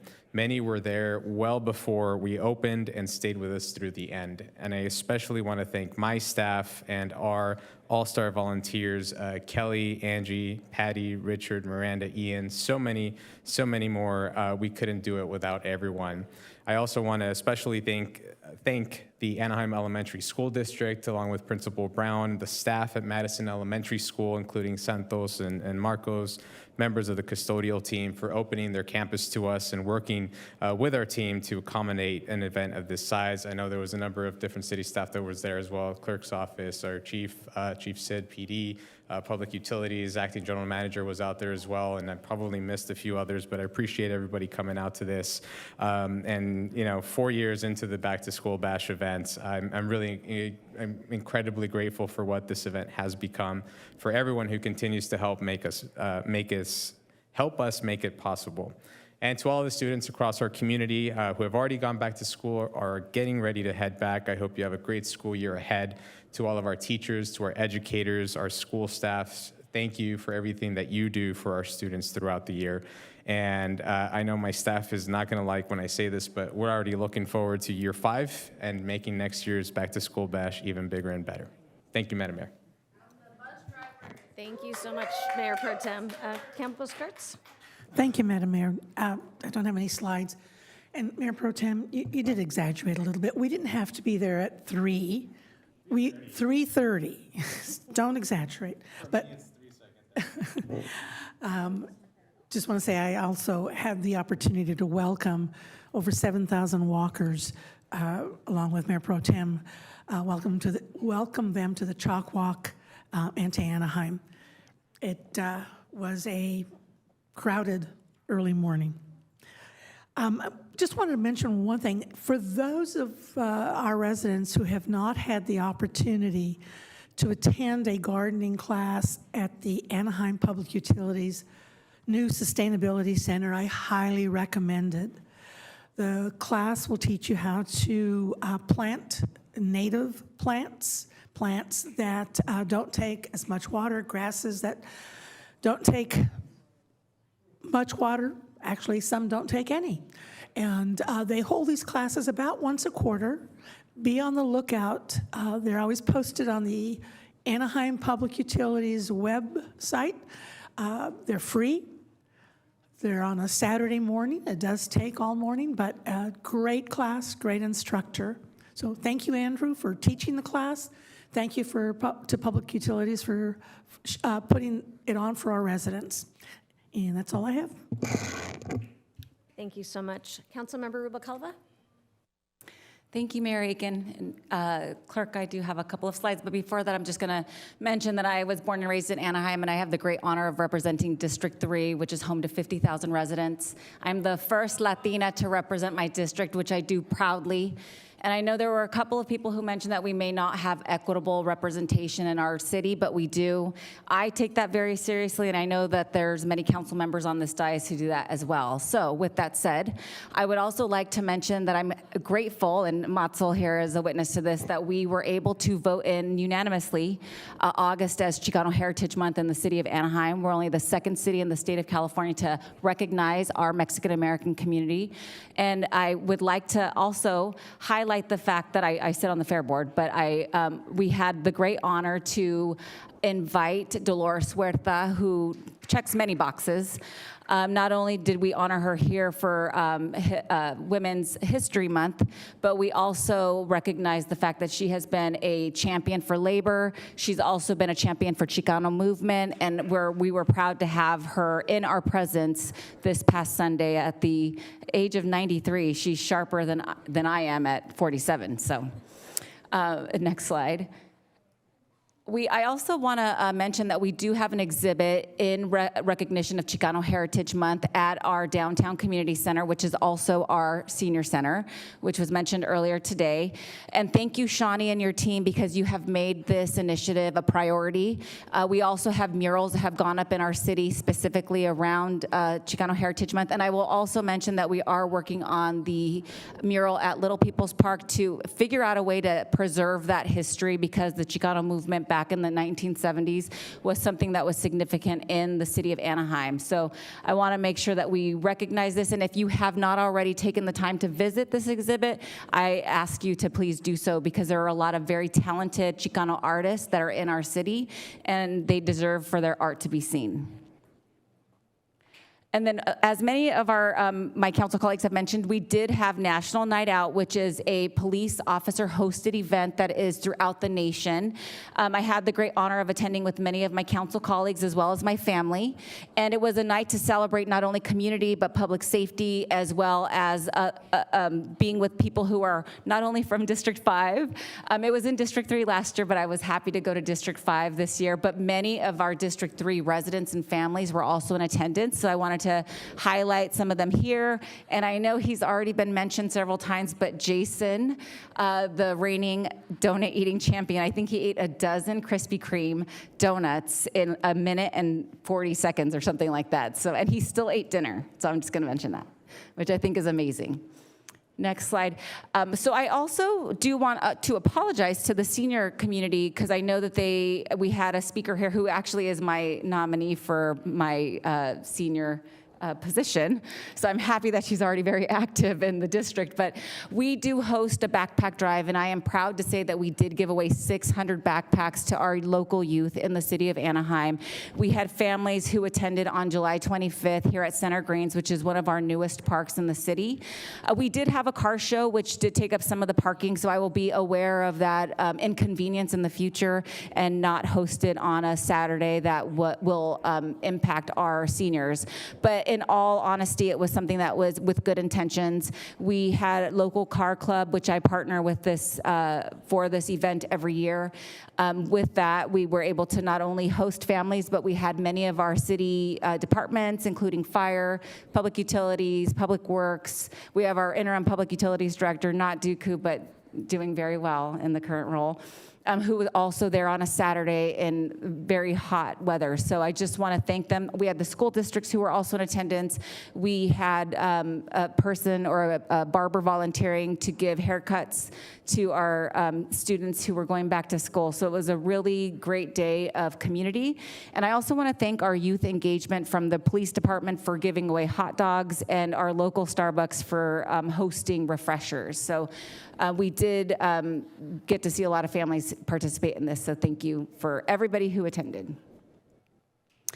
I also want to announce that we do have some construction going on, which is beneficial to District 3 because it is enhancing the infrastructure on Harbor Boulevard. And I also want to thank our contractor who came out he was actually knocking door to door to let everybody know about the ongoing construction that will take place for a few months here in the city of Anaheim. But it will enhance our infrastructure, which is something that this council takes very seriously in terms of making sure that our budget is dedicated to things that are benefiting the residents who live and drive in our city. And then I also have to mention, as a board member, our chief of police, and we also have battalion chief from fire who will be competing against each other, well, not just each other, but other people. But they are doing it for good fun to raise money for Chalk Hospital. So if you have not already had the opportunity to donate, please do so. It is benefiting kids and their families who are struggling with childhood diseases and other things that are just harmful to their family at this point. But thank you, Chief, and thank you, Battalion Chief, for dedicating your time. And I hope that this is not going to be a workers' comp issue, so please be safe in those cars. I think I have one more slide. Yes, okay. I also just wanted to congratulate and thank Officer Angelica Mejia, who just retired from Anaheim PD. She served our city for 31 years. She's an Anaheim native. I don't know if she was born here, but I know she grew up in Anaheim, so it's always nice to see people who look like us serving us. So I also just sad to see her go, but she dedicated a good chunk of her life and career to the city of Anaheim, so I wish her the best, and I will be asking the mayor and council to bring her in for a recognition at the end of the meeting. That concludes my council comments. Thank you so much. So that concludes our council communications, and now is the time for our city manager's update. Mr. Greg Garcia, do you have anything to report? Yes, Mayor, a couple items. First is a general update on the ongoing stadium assessment. We selected a structural consultant to perform the final engineering analysis and assessment of the stadium test results. The final assessment is expected to be completed late this year, as I previously mentioned. No additional developments at this time, and we will continue to provide general updates as the process plays out. Something we look forward to every year is the cultural exchange between Anaheim and our sister city of Mito, Japan. It's especially exciting as we're commemorating 50 years of friendship and partnership this year.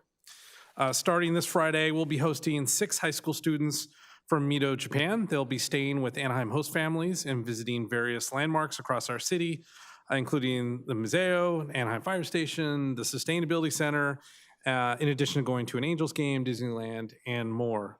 Also, the students will be here for our next council meeting on August 25th. That's exciting. That doesn't happen very often. And we look forward to having them and showing them a glimpse into life in Anaheim. Also, we did, our students from Anaheim, we do send a group of Anaheim students to Mito every year as well. And so they just returned from their trip. And so we'd love to have them in to share their experience as well. So that concludes my updates. Thank you. Thank you so much, Mr. City Manager, and thank you to our Sister City Commission. I know they work very hard all year to make sure that both our students have a good opportunity in Japan and that we show the Japanese visitors a good time.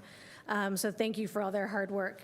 We are now going to address the City Council consent calendar. Items 1 through 15 are before us. Are there any members who wish to pull an item?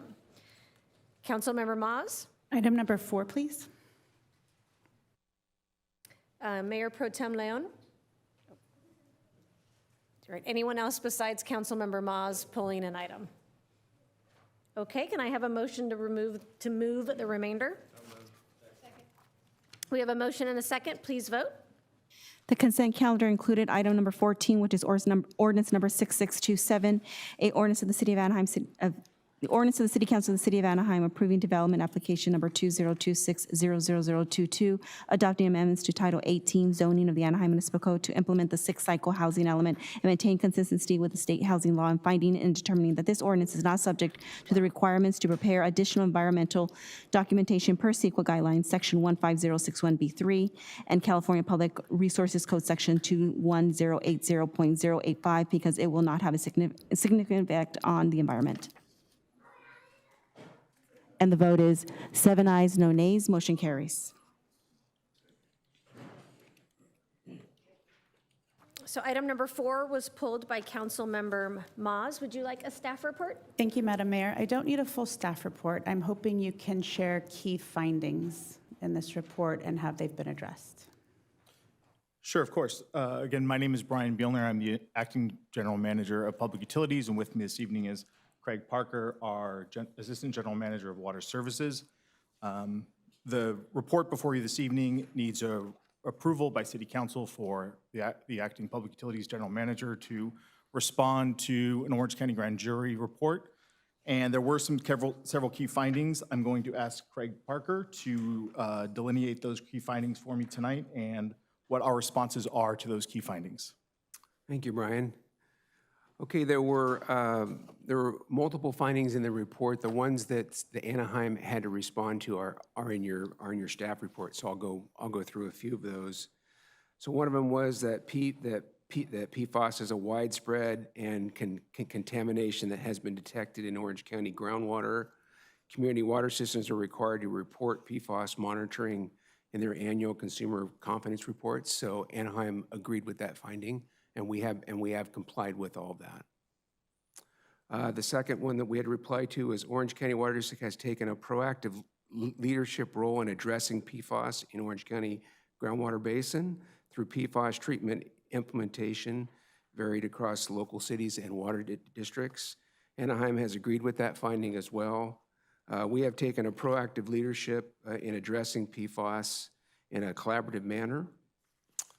And then another finding was what they call F6. Orange County drinking water meets or exceeds state and federal standards and is safe for consumption without additional home filtration Anaheim agreed with that finding as well. Anaheim has done, has met all state and federal standards. About 80% of our groundwater comes from, about 80% of our supply comes from groundwater. Then another finding was there are limited online PFAS education and outreach programs among Orange County water retailers. Most retailers rely on Orange County Water District. Anaheim disagreed in part on that finding. We have done numerous things, and I will list those. We've had numerous open houses prior to our groundwater treatment program. We've had numerous community meetings on water quality, conservation programs, and bill assistance. We've had multiple student tours of all of our water treatment facilities. We've included high school students at all of our groundbreaking and dedication events for our groundwater treatment program. We've hosted residents, students, school superintendents, and so on at our new Sustainability Education Center.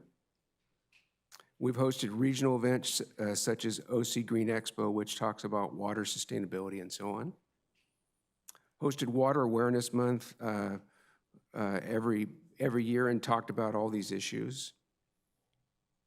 We've also agendized action and informational items at our Anaheim Public Utilities Board and this City Council. So those were the findings.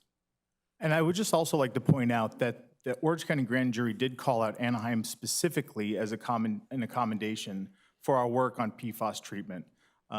They specifically commended us for launching one of the largest municipal PFAS treatment programs in the country, a $150 million effort. So it wasn't just the findings, but they also commended us for the work we have done in PFAS and that we are on the vanguard of cities in PFAS treatment. So I think that is something to make sure that that's mentioned here. Thank you. That was actually the statement I had highlighted and was hoping you would reference. So I appreciate your time and sharing that. I don't have any further questions. Thank you. Councilmember Meeks. I just wanted to acknowledge that I am our representative on the Orange County Water District who has partnered with Anaheim in a very quick response to the PFAS issue many years ago. OCWD came up with a funding plan so that we could shut down wells, we could build the filtration systems, and get those wells back on line to serve our customers, because imported water is a lot more expensive for our customers. But of course, we needed to treat this PFAS issue. And we've been, both Anaheim and OCWD has been recognized nationally as the model for proactively addressing this issue. Thank you. Is there anything on our public utilities page that talks about the kind of the science and the methodology of how we got the PFAS out of the water and the systems that they use? Yeah, we have a comprehensive website on this issue. So we talk about the basic problem, as you mentioned, the source, and then we talk about how we've responded to that. Any of the notifications that we've had to provide to the public are there. So anything the public wants to learn about the issue and what Anaheim and what Orange County has done is certainly available to them. Thank you. I've seen it in person at some of the public utility facilities, and it's just fascinating how they get something so small out of the water. So congratulations on that, and thank you very much. Councilmember Moss, would you like to move the item? Yes, I'd like to move the item. Thank you. Second. Thank you. We have a motion and second.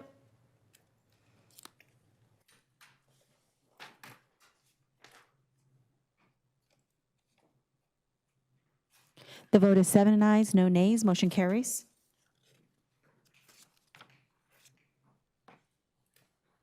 So we are now going to move on to, item number 16, which is a presentation by Visit Anaheim related to the Anaheim Tourism Improvement District Annual Report. City Manager, may I ask you to please introduce the team?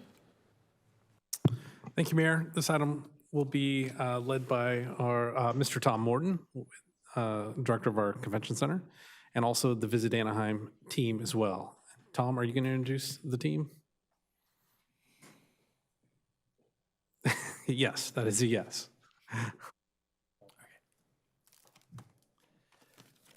All right, just want to make sure the PowerPoint loaded. Thank you, Greg. Good evening, Mayor, Mayor Pro Tem, and council members.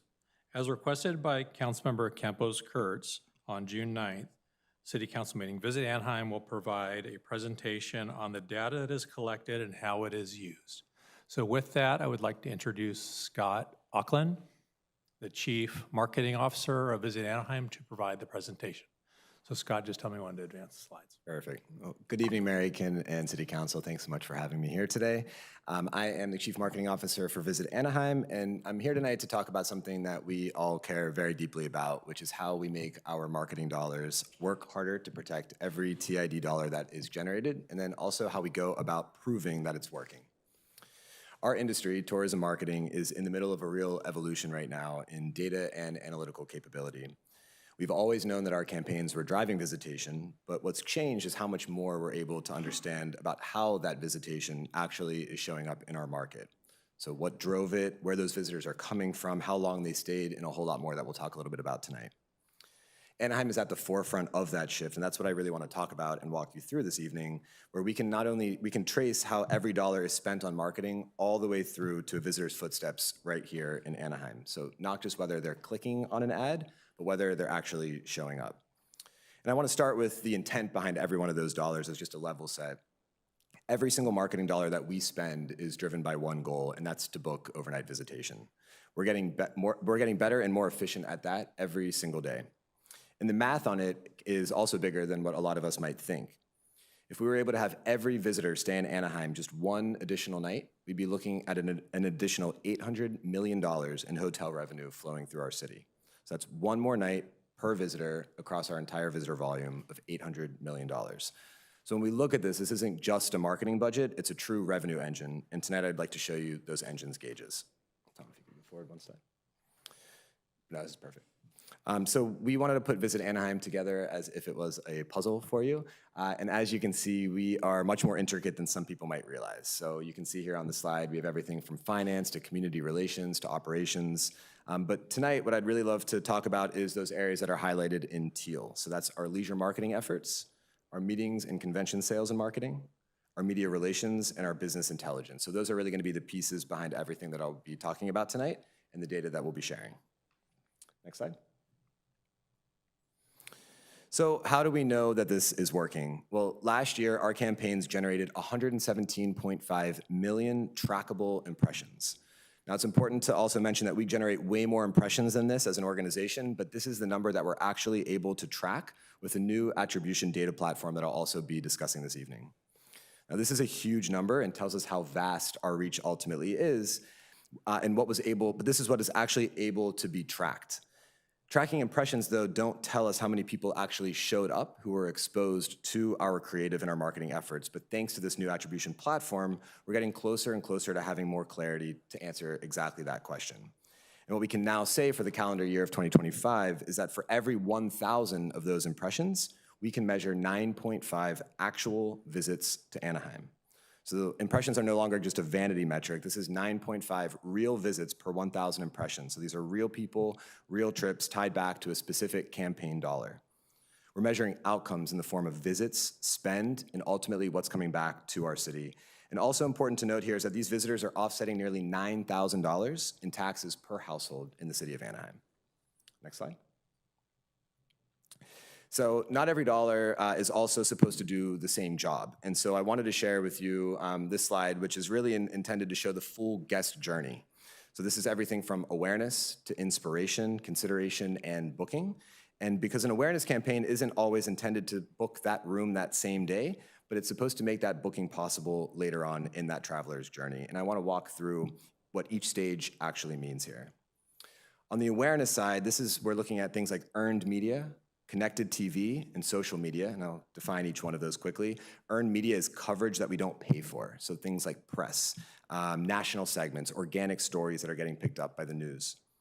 Connected TV, think your streaming TV, so things like Hulu, Roku, YouTube TV. And we can now target it and track it because of the digital nature of that. Together, these put Anaheim in front of new audiences that might not be looking for us just yet. The next phase is inspiration, and under the inspiration moniker, we're looking at content, storytelling, influencer and creator work. We're working with a vendor called Stellar, and Stellar works with influencers that are coming to visit our destination, but within that ecosystem, you're actually able to book the exact same trip that that influencer is showing on social media, or make the tweaks that are necessary to you and your family based on whatever, if let's say the influencer is showing a 3-day, 2-night journey through Anaheim, and you want a 4-day, 3-night, and you have 3 kids instead of 2, this platform allows for you to make those changes, and it also allows for us to put an ROI behind an influencer campaign, whereas before we were not able to do that. In the consideration set, we were talking about paid search and retargeting. This is capturing people who are in the active trip planning process and making sure that Anaheim shows up at the exact moment of that. And then lastly, the booking, and this is your promotions, your partner offers, that final push that actually closes the room night. Many of you might have heard about some of our seasonal demand campaigns, like 100 Days Till Summer, which is building urgency ahead of peak season. And this year, our winter campaign is getting a little bit of a facelift. Last year it was called the Secret Saving Season. That was a little bit of a mouthful. So we are changing that to If You Know, You Go. We also listened directly to hotel partner feedback. For the 100 Days Till Summer, we allowed for those hotel partners to facilitate that direct booking on their platform rather than through a vacation packager. And this was done with over 25 hotels participating in that campaign. And in order to participate, there needed to be some sort of call to action. And that could be in the form of dollar savings, value adds, free valet, food and beverage credits, and a whole lot more. I want to go back to the awareness stage just quickly because this is where earned media, which again is the coverage that we don't pay for, can also prove its worth. Earlier this summer, we brought in skateboarding legend Tony Hawk into Anaheim to talk about the nostalgia travel trend that's really been sweeping across the country. And his media interviews were staged at the Museo. And it was timed because of the skateboard exhibit that was also taking place at the Museo, so it was right place, right time. And that earned coverage put Anaheim in front of new audiences nationally. The week following those interviews, the Museo reported that their ticket sales increased by 40% to that skateboard exhibit. And that's the awareness to inspiration pipeline that's working exactly as we designed. One earned media moment with one measurable spike in a local business's ticket revenue, which is the kind of result that you can't buy with a media budget, and one that our whole framework is really letting us actually prove happened. Next slide. So I also wanted to share on this slide what we had and then what that also couldn't tell us and the gap that we're closing with that. So on the left-hand slide here, you'll see that historically, and we still do, have access to all of these data points. So you're looking at things like hotel occupancy, you're looking at average daily rate for our hotels, RevPAR, which is the revenue per available room, TOT collections, TID collections, and just general visitation trends. But what that couldn't tell us was what you see on the right-hand side of this slide. You're looking at which campaigns actually caused that behavior, which creative was moving people throughout our destination, which vendors were earning their spend, and then which markets those visitors were actually coming from. And again, that's the gap that we're ultimately closing. And on the next slide, please. That shift in one sentence is that we can now see whether someone who saw our ad actually came to Anaheim. So again, to go back to the front end of this presentation, it's not whether they just clicked on an ad, but whether they actually showed up, and this is done through Tourism Economics' Symphony Attribution Platform. On the next slide, I'd like to show you how that operates in 4 steps. So someone in our target market is served a creative, so that could be in the form of video, display ads, social media, and that's where we are looking at that first block of exposure. The anonymized aggregated location data connects that ad exposure then to actual travel. And it's important to mention that no individual is ever tracked or identified. It's all anonymized, but that's the match. From there, the matched exposures get rolled up into metrics, which I'll talk more about on this next slide, but those are things like observed visitation, so people that are actually coming into the market, exposure to visit, so how long did it take for them to see the creative until they actually showed up here in Anaheim, and then also the share of areas that they're visiting, so where are they going once they actually arrive here, so we're understanding are the stories that we're telling help to disperse them throughout the destination. And then we actually see who came to Anaheim, again, where they came from, where they went once they were here, and that's visitation. You can see down at the bottom of the slide an example, very simple example, is if someone in Phoenix sees our ad, 3 weeks later they show up in Anaheim, we can now see that, and we can also see which vendor was helping to drive that behavior. Next slide.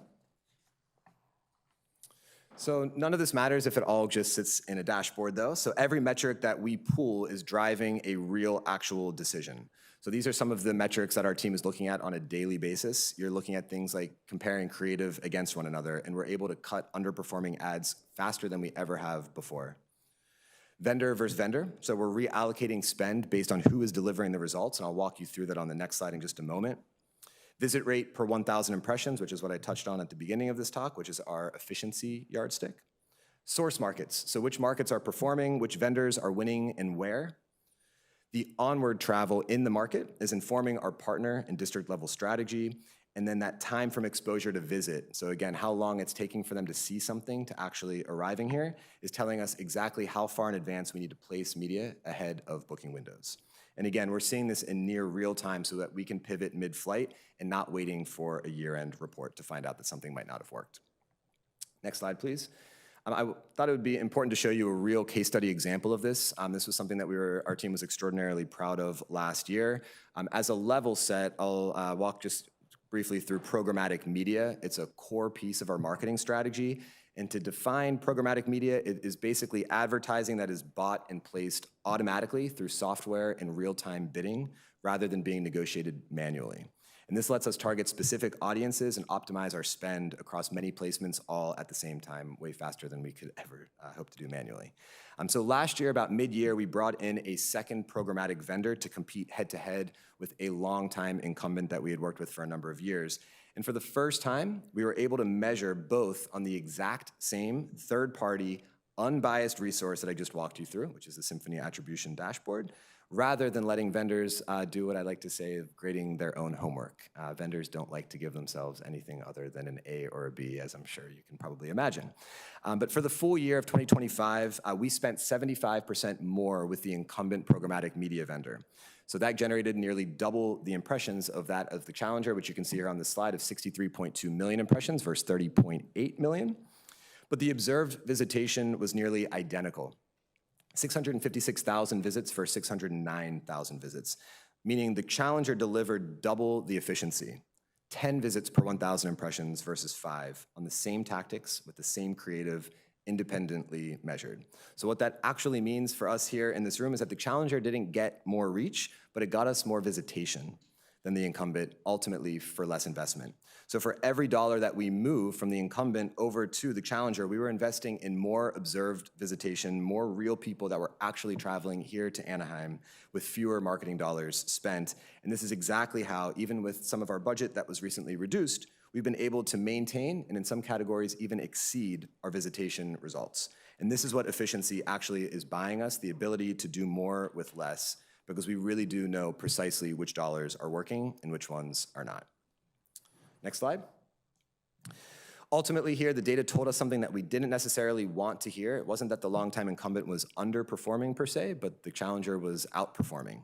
And we acted on that. We shifted the investment to the challenger, and that's what an independent attribution platform like Symphony does. It takes the decision out of any relationships that were built, any habits that were formed, and it puts it back into the results, protecting every single dollar that the TID is generating. And by extension, it's protecting the tax relief that the revenue provides to the residents both in this room and across our city. Next slide. I want to also talk about our meetings and conventions marketing briefly. This same discipline extends here. We focus on two things really in this sector, and that's empowering our sales team to go out and close more business, as well as increasing attendance for the groups that are already coming to town. I want to briefly walk you through two examples here tonight. The first is in the sports and gaming business. I know that many of you had heard from Katie Wright a few months ago about her laser focus in this sector. Our marketing team is building the assets, the collateral, the storytelling behind her efforts, and here's what that produced comparing 2024 to 2025. We saw a 10.5% increase in the number of events from 24 to 25, a 114% increase in room nights because of the size of those events that she was bringing in, and an 80.4% increase in attendance. And we expect all three of those numbers to grow again in 2026. That's a sales team that's closing more business that's backed by a marketing team built specifically for that sector. The second example is VidCon. This year, VidCon landed on the same dates as the Cannes Festival in Europe. So this was direct competition for the same content creator audience. VidCon came to us and asked for help protecting its attendance this year, so we launched a helicopter activation, which with a sweepstakes where attendees could actually enter to win a helicopter ride with their favorite content creator. That sweepstakes and the media attention around it gave potential attendees a reason to show up in Anaheim rather than going over to Cannes. We are excited to report that attendance for VidCon held nearly flat year over year, despite going head-to-head with a major European festival on the same week. And that's a marketing activation that was helping to protect a group's attendance and by extension, protecting the room nights and the spend that comes along with it. Next slide, please. So want to bring this back to where we started. Again, this isn't about impressions and reach anymore. It's about real visits. It's about protecting every single dollar that our TID is generating. And it's that extra night per visitor being worth roughly $800 million in additional revenue for our city. Every decision that I've walked you through tonight, from cutting underperforming creative, moving money away from an underperforming vendor, and timing media to specific booking windows, all of that exists to make every dollar that our hotel community has entrusted us with to work harder for Anaheim. I really appreciate all of your time today. Happy to answer questions if we're doing that, but otherwise feel free to follow up via email, and we'd be more than happy to discuss this in more detail. Thanks so much. Thank you. I'm going to pretend like I understood all of what you just said. Thank you so much for being here. I know we're going to have some active discussions. I'll start with Councilmember Meeks, and then Councilmember Kurtz, and then Councilmember Moss. I'm sorry, it's your request. Would you like to go first? It's okay. Sorry. I We're only have fighting one over you question now. out of all that, because I almost understood it. All good. When you talked about visitation and tracking, like where they saw their impression, and then they came here, and then you tracked every place they went and spent their money. How was that done? Are you tracking my credit card? Are you tracking my phone? Yeah. A great question. And people worry about license plate readers. I don't know. Absolutely, and it's a great question. I'll go back to the case study example that we used and vendors grading their own homework. And some of those vendors were using credit card providers prior. It wasn't necessarily the best metric to use because it was leaving out potential spend that people ultimately, maybe it was a member of the same household that wasn't a part of that credit card spend. So ultimately, the way that the attribution platform has shifted is tracking people based on IP as well as by household. So again, they don't know the name of any individual and where they're going, but they're tracking the device. And there's a lot of data cleaning that goes into that to make sure that we're deduplicating efforts. So within those numbers, we're able to understand and weed out people that are commuting to the city. That's not a visitor by our definition. We're able to weed out people that are just driving through and not spending a certain number of hours in our destination. But ultimately, it is showing us the footprint of where they're going. So we see the share of visitation by district, by point of interest. So we've identified specific points of interest that we're leaning into with our creative. But ultimately, that's my long-winded way of answering you, your phone. It's my phone, which is fine. I don't care Great if you question. know Yeah. which ride I'm riding, but that's interesting. Okay, thank you. Thank you. Thank you. Councilmember Kurtz and Councilmember Moss. I'll start with just one question for now. You had that, the incumbent and then the challenger. So you discovered with these two groups, you gave more money to the challenger this year. Is that ongoing, or is it done, or? Yeah, it's an ongoing effort that our team is, I'm not exaggerating, making. There's basically a 90-day look-back window that gives us the right window to understand, is that enough time ultimately to make decisions? So the 90-day window is what we've really kind of centered on. But yeah, there's nothing ever set in stone. So we're making decisions and shifting budget and shifting tactics even within certain vendors on the fly based on results that we're seeing within the platform. And even to go back to earlier in the presentation, we're using different vendors for different reasons. So we're not holding every vendor to the same metric. So there's certain partners that we're working with that are designed much more to inspire and make people aware of things like OC Vibe or Disneyland Forward or a new hotel project. So we're grading them on a different scale. But all of that to say we're able to shift our budget on the fly really based on what those results are telling us. So you're not signing any long-term contract that holds you to a group for No. a specific time? Yeah, no, there's no long-term agreements with any of these vendors that we're actually placing media dollars with. And in addition to that, even within a vendor like the Challenger, we're able to shift tactics within that, right? So we are seeing, like our Hispanic and Spanish ads are outperforming our English-speaking ads. So we're continually changing even tactics within relationships with vendors as we're going throughout the course of the year. Thank you. Thank you. Councilmember Moss? Thank you. I saw that there's 9.5 visits per 1,000 impressions. Do you have a goal or a number that would be considered successful? Yeah, it's a great question also. So for programmatic, really the benchmark is somewhere between 5 to 6 visits per 1,000. It depends on the tactic that we're talking about. So like I'll use travel and leisure, Condé Nast as good examples of relationships that are designed to help spread the word of what is going on in Anaheim. But in a lot of that content, we're not necessarily providing a booking mechanism for people to book a hotel room through it. So we're not judging them on the same visit per 1,000 impressions as we might be, take like an Expedia or somebody who's really kind of getting that traveler at the point of their journey, that they're ready to make a booking decision. So every vendor and every tactic has a little bit of a different benchmark for it. But the metrics that we shared earlier, somewhere between the 5 to 6 per 1,000 is typically what we're aiming for in that tactic. Thank you. Mayor Pro Tem Leon and then Councilmember Bayless.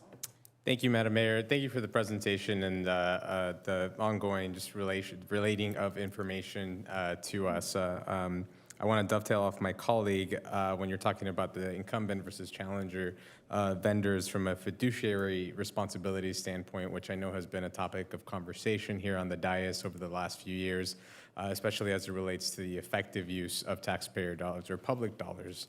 I just want to say that I do appreciate that, and I'm curious if, I don't know how many vendors you have. Do you have a number in terms of how many vendors you actually use? Yeah, throughout the course of the year, we probably work with anywhere, and again, there's different tactics from like digital out of homes, like billboards, right? So we're looking at anywhere from like 15 to 25 that we would roll out throughout the course of the year, depending on what it is that we're aiming to accomplish throughout that year. Solid. And you're saying that basically what determines whether you bring another person in or another vendor in is just kind of depending on what the strategies you're using or the different campaigns that you're using? Great question. And one of the things, so again, I'm coming up on my 2-year anniversary at Visit Anaheim next month. And one of the things that we're really laser focused on is never allowing these vendors to get complacent. And I think with that, we're creating a competitive environment for them that, again, back to Councilwoman Kurtz's question, we're constantly evaluating their performance and we're never signing any type of multi-year. The majority of the time, it's no longer than 6 months at a time. So we're judging them on a continual basis. And we're always coming back in with new vendors every single year to see if they kind of meet the cut. So we're consistently challenging ourselves. We work with another media agency with significant buying power that allows for us to tap into different things, like our team is looking at Twitch as a potential opportunity that also goes hand in hand with what Katie Wright's looking to do with esports. Is that another sector that we can really kind of raise the profile for what Anaheim can bring to the table? So we're constantly looking at that mix and making sure that we are optimizing it accordingly. Solid. I appreciate that. My second question is on the slide about the right tool for each stage. Could you share with us kind of just, is there a timeline that you see maybe on average in terms of going from awareness to booking? Is that, are we talking a few years, a few months? Does it really just depend? Yeah, it's a great question as well. It is extremely difficult for us to get into the psyche of a traveler. I think in the past where you would have seen this is that it was much more of a linear path for the traveler journey. So what destination are you made aware of? Does that inspire you or not? And if the answer to that was no, you kind of went back to the beginning. Now this is much more circular. People are kind of dropping into, I don't even want to call it a funnel, they're dropping into the circle at any given time, and that's through things like AI. We've invested in a platform called Mindtrip that's allowing people to explore the destination before they've ever arrived here. Yet we're also using that same tool to enhance the visitor experience. We're working with our hotel community to put out pre-populated guides for the actual guest that's coming through the lobby that shows things like hidden gem restaurants that are within walking distance from the front door. So we're using all of these tactics now in much more of a circular manner rather than maybe looking at them as one-offs. It's difficult to give you kind of a one-shot answer to that, but on the consideration and booking side, you're typically looking at people that are coming to the destination within about a 30 to 45 day period. The 90-day look back is where you're getting people that are a little bit higher up in that funnel. But a lot of that also then goes back to what market are we targeting. So somebody that might be like in New York or like Rhode Island is going to take longer for us to pull them through the funnel, if at all.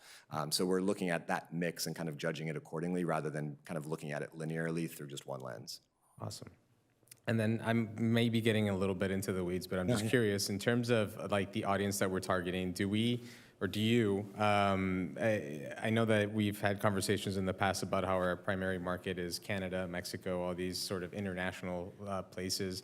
Have we done any campaigns for more just like the local crowd that are maybe looking at more of staycations instead of vacations, and what does that look like? Yeah, big time. So international visitation is a percentage of our visitation, but not the lion's share by any means. So the bulk of our leisure marketing efforts are here domestically. In LA, San Diego, Palm Springs, Riverside, those are our core markets. And even within that, a big part of the rebrand that we just unveiled a little over a month ago is centered around local storytelling. It's centered around kind of opening up people's eyes to what has already been here for decades. And so for us, that really allows for us to broaden the scope of that. We worked with Gus Jaimez, who's a local legend tattoo artist, to help design a mural over at Brewery X. And our launch party was designed to take place at Brewery X and not in a hotel ballroom with a step and repeat, because we wanted to be with our community. And with that, I think we're really opening up the lens for people that are within a short drive to understand that there's more here in Anaheim. Certainly, we want them to spend at least one night, but we're really opening up their eyes to what the possibilities are here to come back again and again. And let me just, I do want to commend the team on that, because I know that you have more of the highlighting some of the local businesses and restaurants across Anaheim, not just in the resort district, but in West Anaheim and other places. So I just want to, I do appreciate that, and that has always been something that I think I've brought up from the very start of how do we make sure that other parts of the city are also benefiting, especially the local mom and pop shops and small businesses that many of them have become staples in the city. So I appreciate you highlighting that. And so with that, that's all I have, but I appreciate the continuous work that you guys are doing, and making sure that we're getting better and better is definitely important. Councilmember Leon, if I can just respond, thank you for the acknowledgement there, and we're super excited. We're actually rolling out a new YouTube series, and with that, we've really tried to create this holistic environment within Visit Anaheim. We launched our first ever comedy and culinary festival earlier this year. The hosts of that YouTube series are two comedians, and we are getting ready to roll out episode 1. In episode 1, they're going to Okayama Bakery, they're staying at the Viv, they're going to Adventure Park, and so we're really excited for that to be front and center for them to go throughout everything that the city has to offer, not just what people might know us for. Thank you. Thank you. Councilmember Bayless?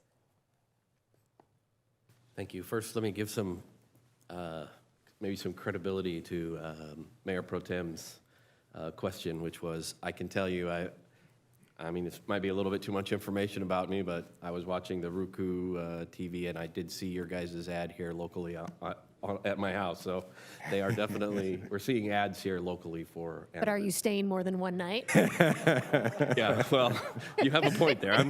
I'm not doing. Thank you. So originally I had just a quick question. This is the inner geek in me, I guess. But first off, you've got the click-through rate that's up there. It equals so many nights. My question is, that's just a blended rate for all of your campaigns, correct? Correct. So in this particular instance, let's say somebody, for example, did the click, but they picked up the phone call next and they made a hotel reservation, you wouldn't necessarily be able to count that as an extra night. So to clarify, we're not judging them based off of whether they clicked. So regardless of whether they click on our ad, actually doesn't matter as much to us anymore. The fact is that we now know that their device was exposed to our creative. So we're not worried about whether they call the hotel directly. We're not worried on where they book through. We're only then knowing whether that device, that phone, that laptop, whatever it was within the household is actually showing up in the destination. So then did I get that wrong? Because I thought it was X amount of clicks equaled X amount of nights generated. I think it was on your first or second screen, maybe?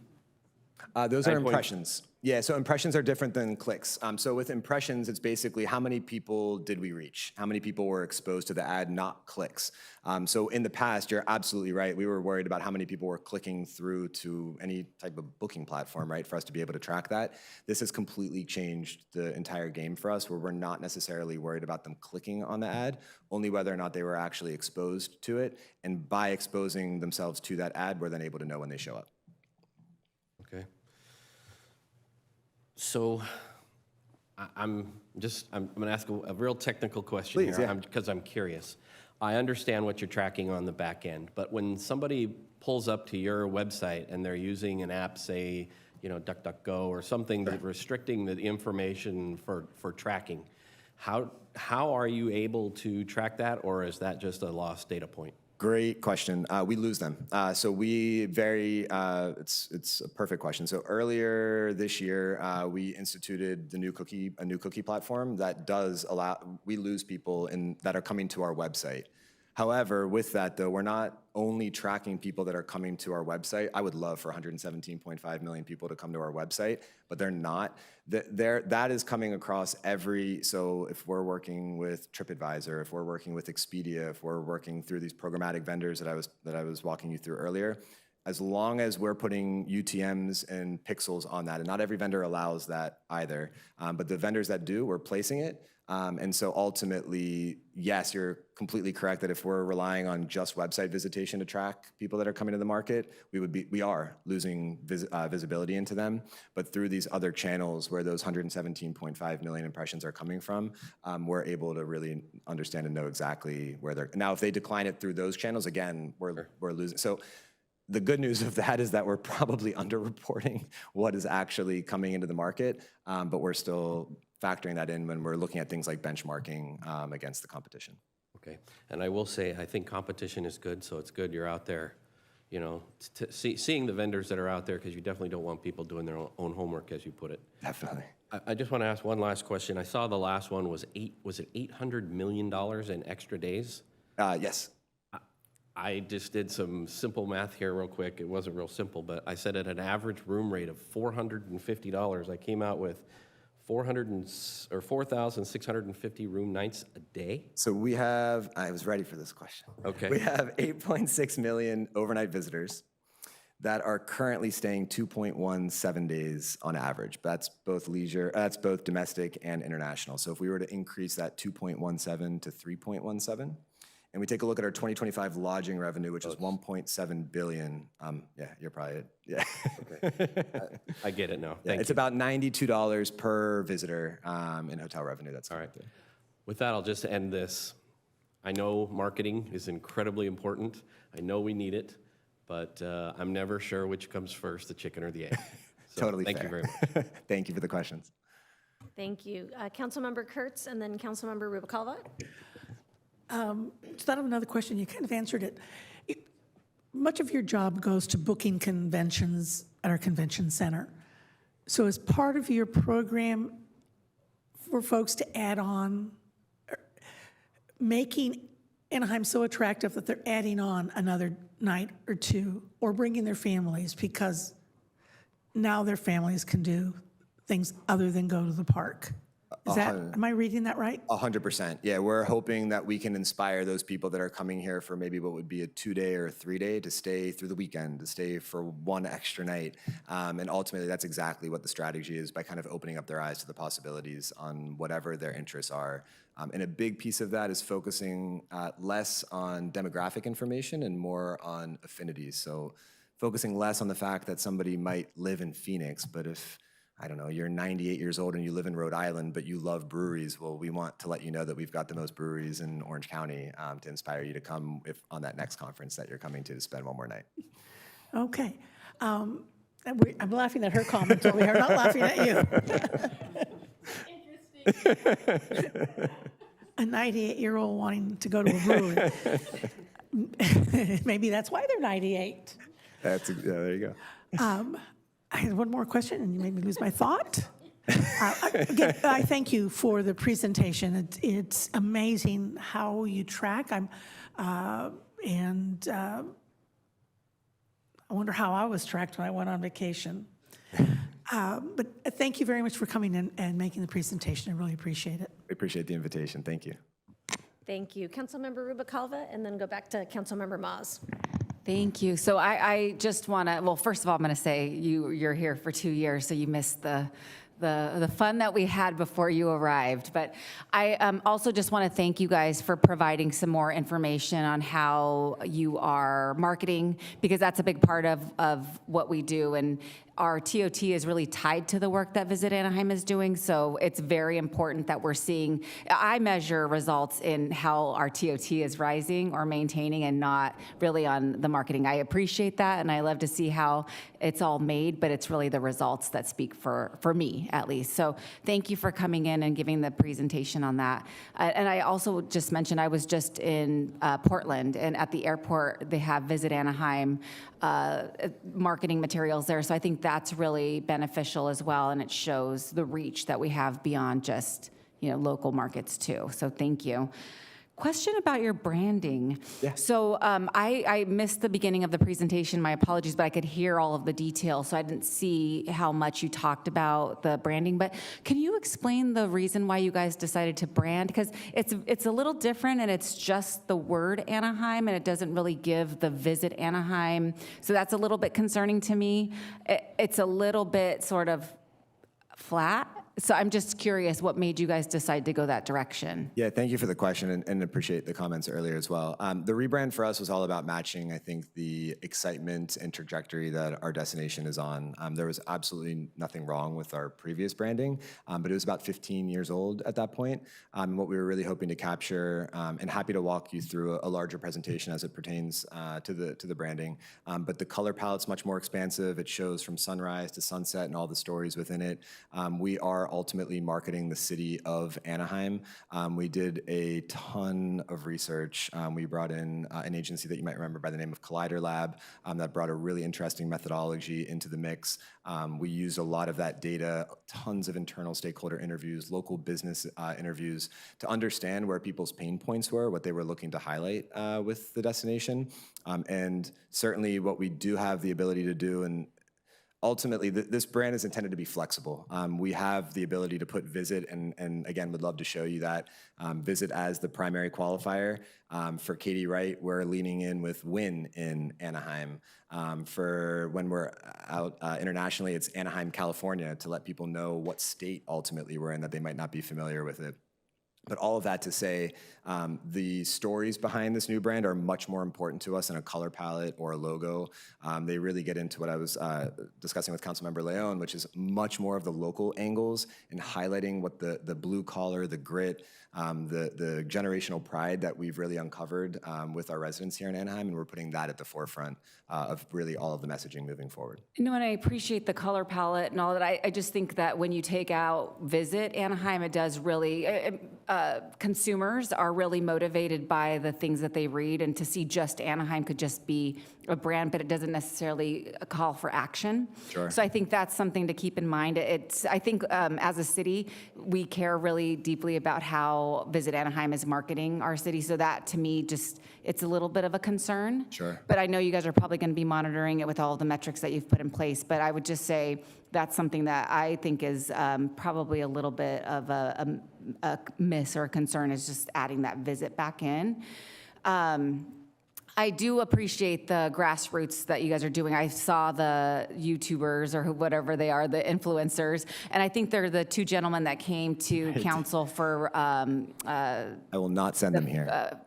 Disney Forward, which got a lot of views and stuff like that. So that's really good. But just so you know, a lot of the Okayama and some of those businesses are already getting a lot of visibility because they are like seasoned social media. They have lines around the corner.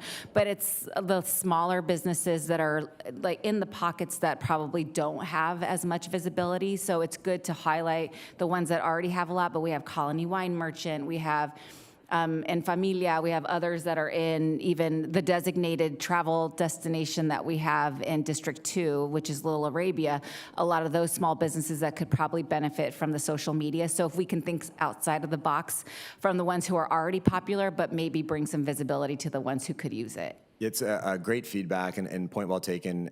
We were super excited. About a week ago, we unveiled the winners for a new program that is called Locally Loved. And with that, there's 14 local businesses throughout all different categories, Little Saigon, Little Arabia, the whole run of it. And that is a laser focus for our team to make sure that we're putting that into the hands of conventioneers that are coming into the city so that they understand how wide of the options that they have within our city. So thank you for that. I appreciate it. Thank you. Just, excuse me, one quick comment. I saw that on Sunday night, there was an announcement that Midsummer Scream, which is a horror convention, is coming to Anaheim next year. So it's leaving Long Beach and coming to Anaheim. I just want to acknowledge that that's a great fit for our city to go along with our Anaheim Halloween Parade and the Fall Festival. So kudos to whoever made that happen. I can take no credit for that, but the team is super excited for that, and thank you for the acknowledgement. We look forward to them growing in Anaheim. That's why they're coming. I will not be going to that. I'll I'll wait for you to get like an American Girl doll convention, and then I'll come to that. Do we have any other questions or comments? If not, this is an informational item, so thank you very much. Thank you very much for the time. Appreciate it. So next on our agenda is item number 17, to appoint a voting delegate and up to 2 alternates to the Cal Cities Conference to be held on September 23rd to the 25th.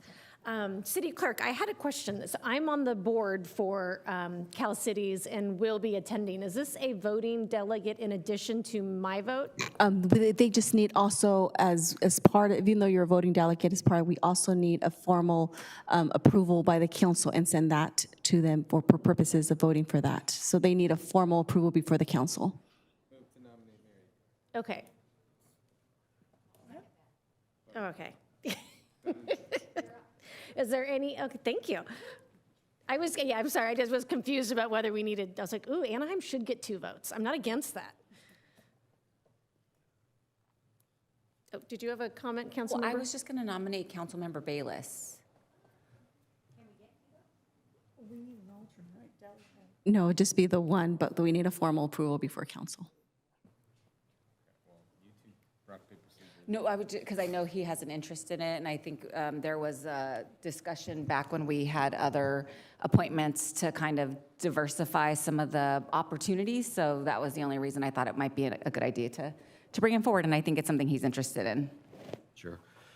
I'm happy to serve in either role, whether it be the delegate or an alternate. I do know this year, I think the city of Marietta has brought forth a proposal, I think, that establishes some of the statewide working group to evaluate legislative, constitutional, and ballot-based strategy. So I do know there is a vote this year. I have also sat on one of the nominating committees for the league as well. So I definitely will be there, but I'm happy either way. Okay. Do we want to do this one at a time? We have a motion and a second for, So we have a motion, if we just need the nomination, so if you have more than one, then we'll just take each vote separately for the appointment. We can do an alternate. If he's willing to do alternate, then mayor number 1 and then alternate. we have to do it in 2 separate votes? We could just do in one vote. Mhm. Yeah. Should we, we can There's name up to 2. alternates. Should we name a city staff person to be that second alternate? Who are you mad at? Ted White. Figure out who you're really mad at, and then we'll nominate that person. We're confirming whether it can be a staff member or it has to be a council member. It can be a city staff member. I move to appoint Then Mayor council comes Aiken with Ryan Bayless as alternate and Greg Garcia as second alternate. All right, we have a second. Let's vote. And Ryan and I are totally not showing up.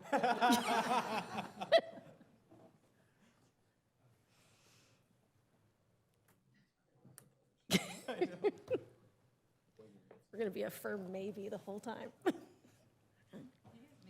Councilmember Bayless?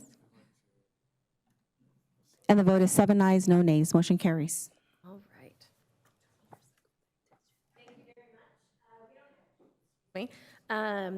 So that takes care of that item. Mr. City Attorney, do we have anything to report out of closed session?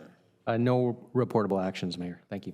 Thank you. We have no remaining public comment from the first period, so now we're going to move for future agenda requests by council members. Are there any council members that have an item that they would like to put on a future agenda? Councilmember Meeks. Okay, I brought show and tell. Everybody probably gets one of these in their driveway, dropped on their, and it ends up, mine just goes directly into the trash because I don't leave it out there. But a lot of them end up in our streets, in the landfill, in our storm drains and things like that. Could staff look at, are there other options that these people we can enforce, or is this a First Amendment right that, when does it cross the line from information to litter? So if staff could look at that, I would appreciate it. I use those bags to pick up dog poop, so I will take that bag from you. I will reuse it. Councilmember Rubicalva.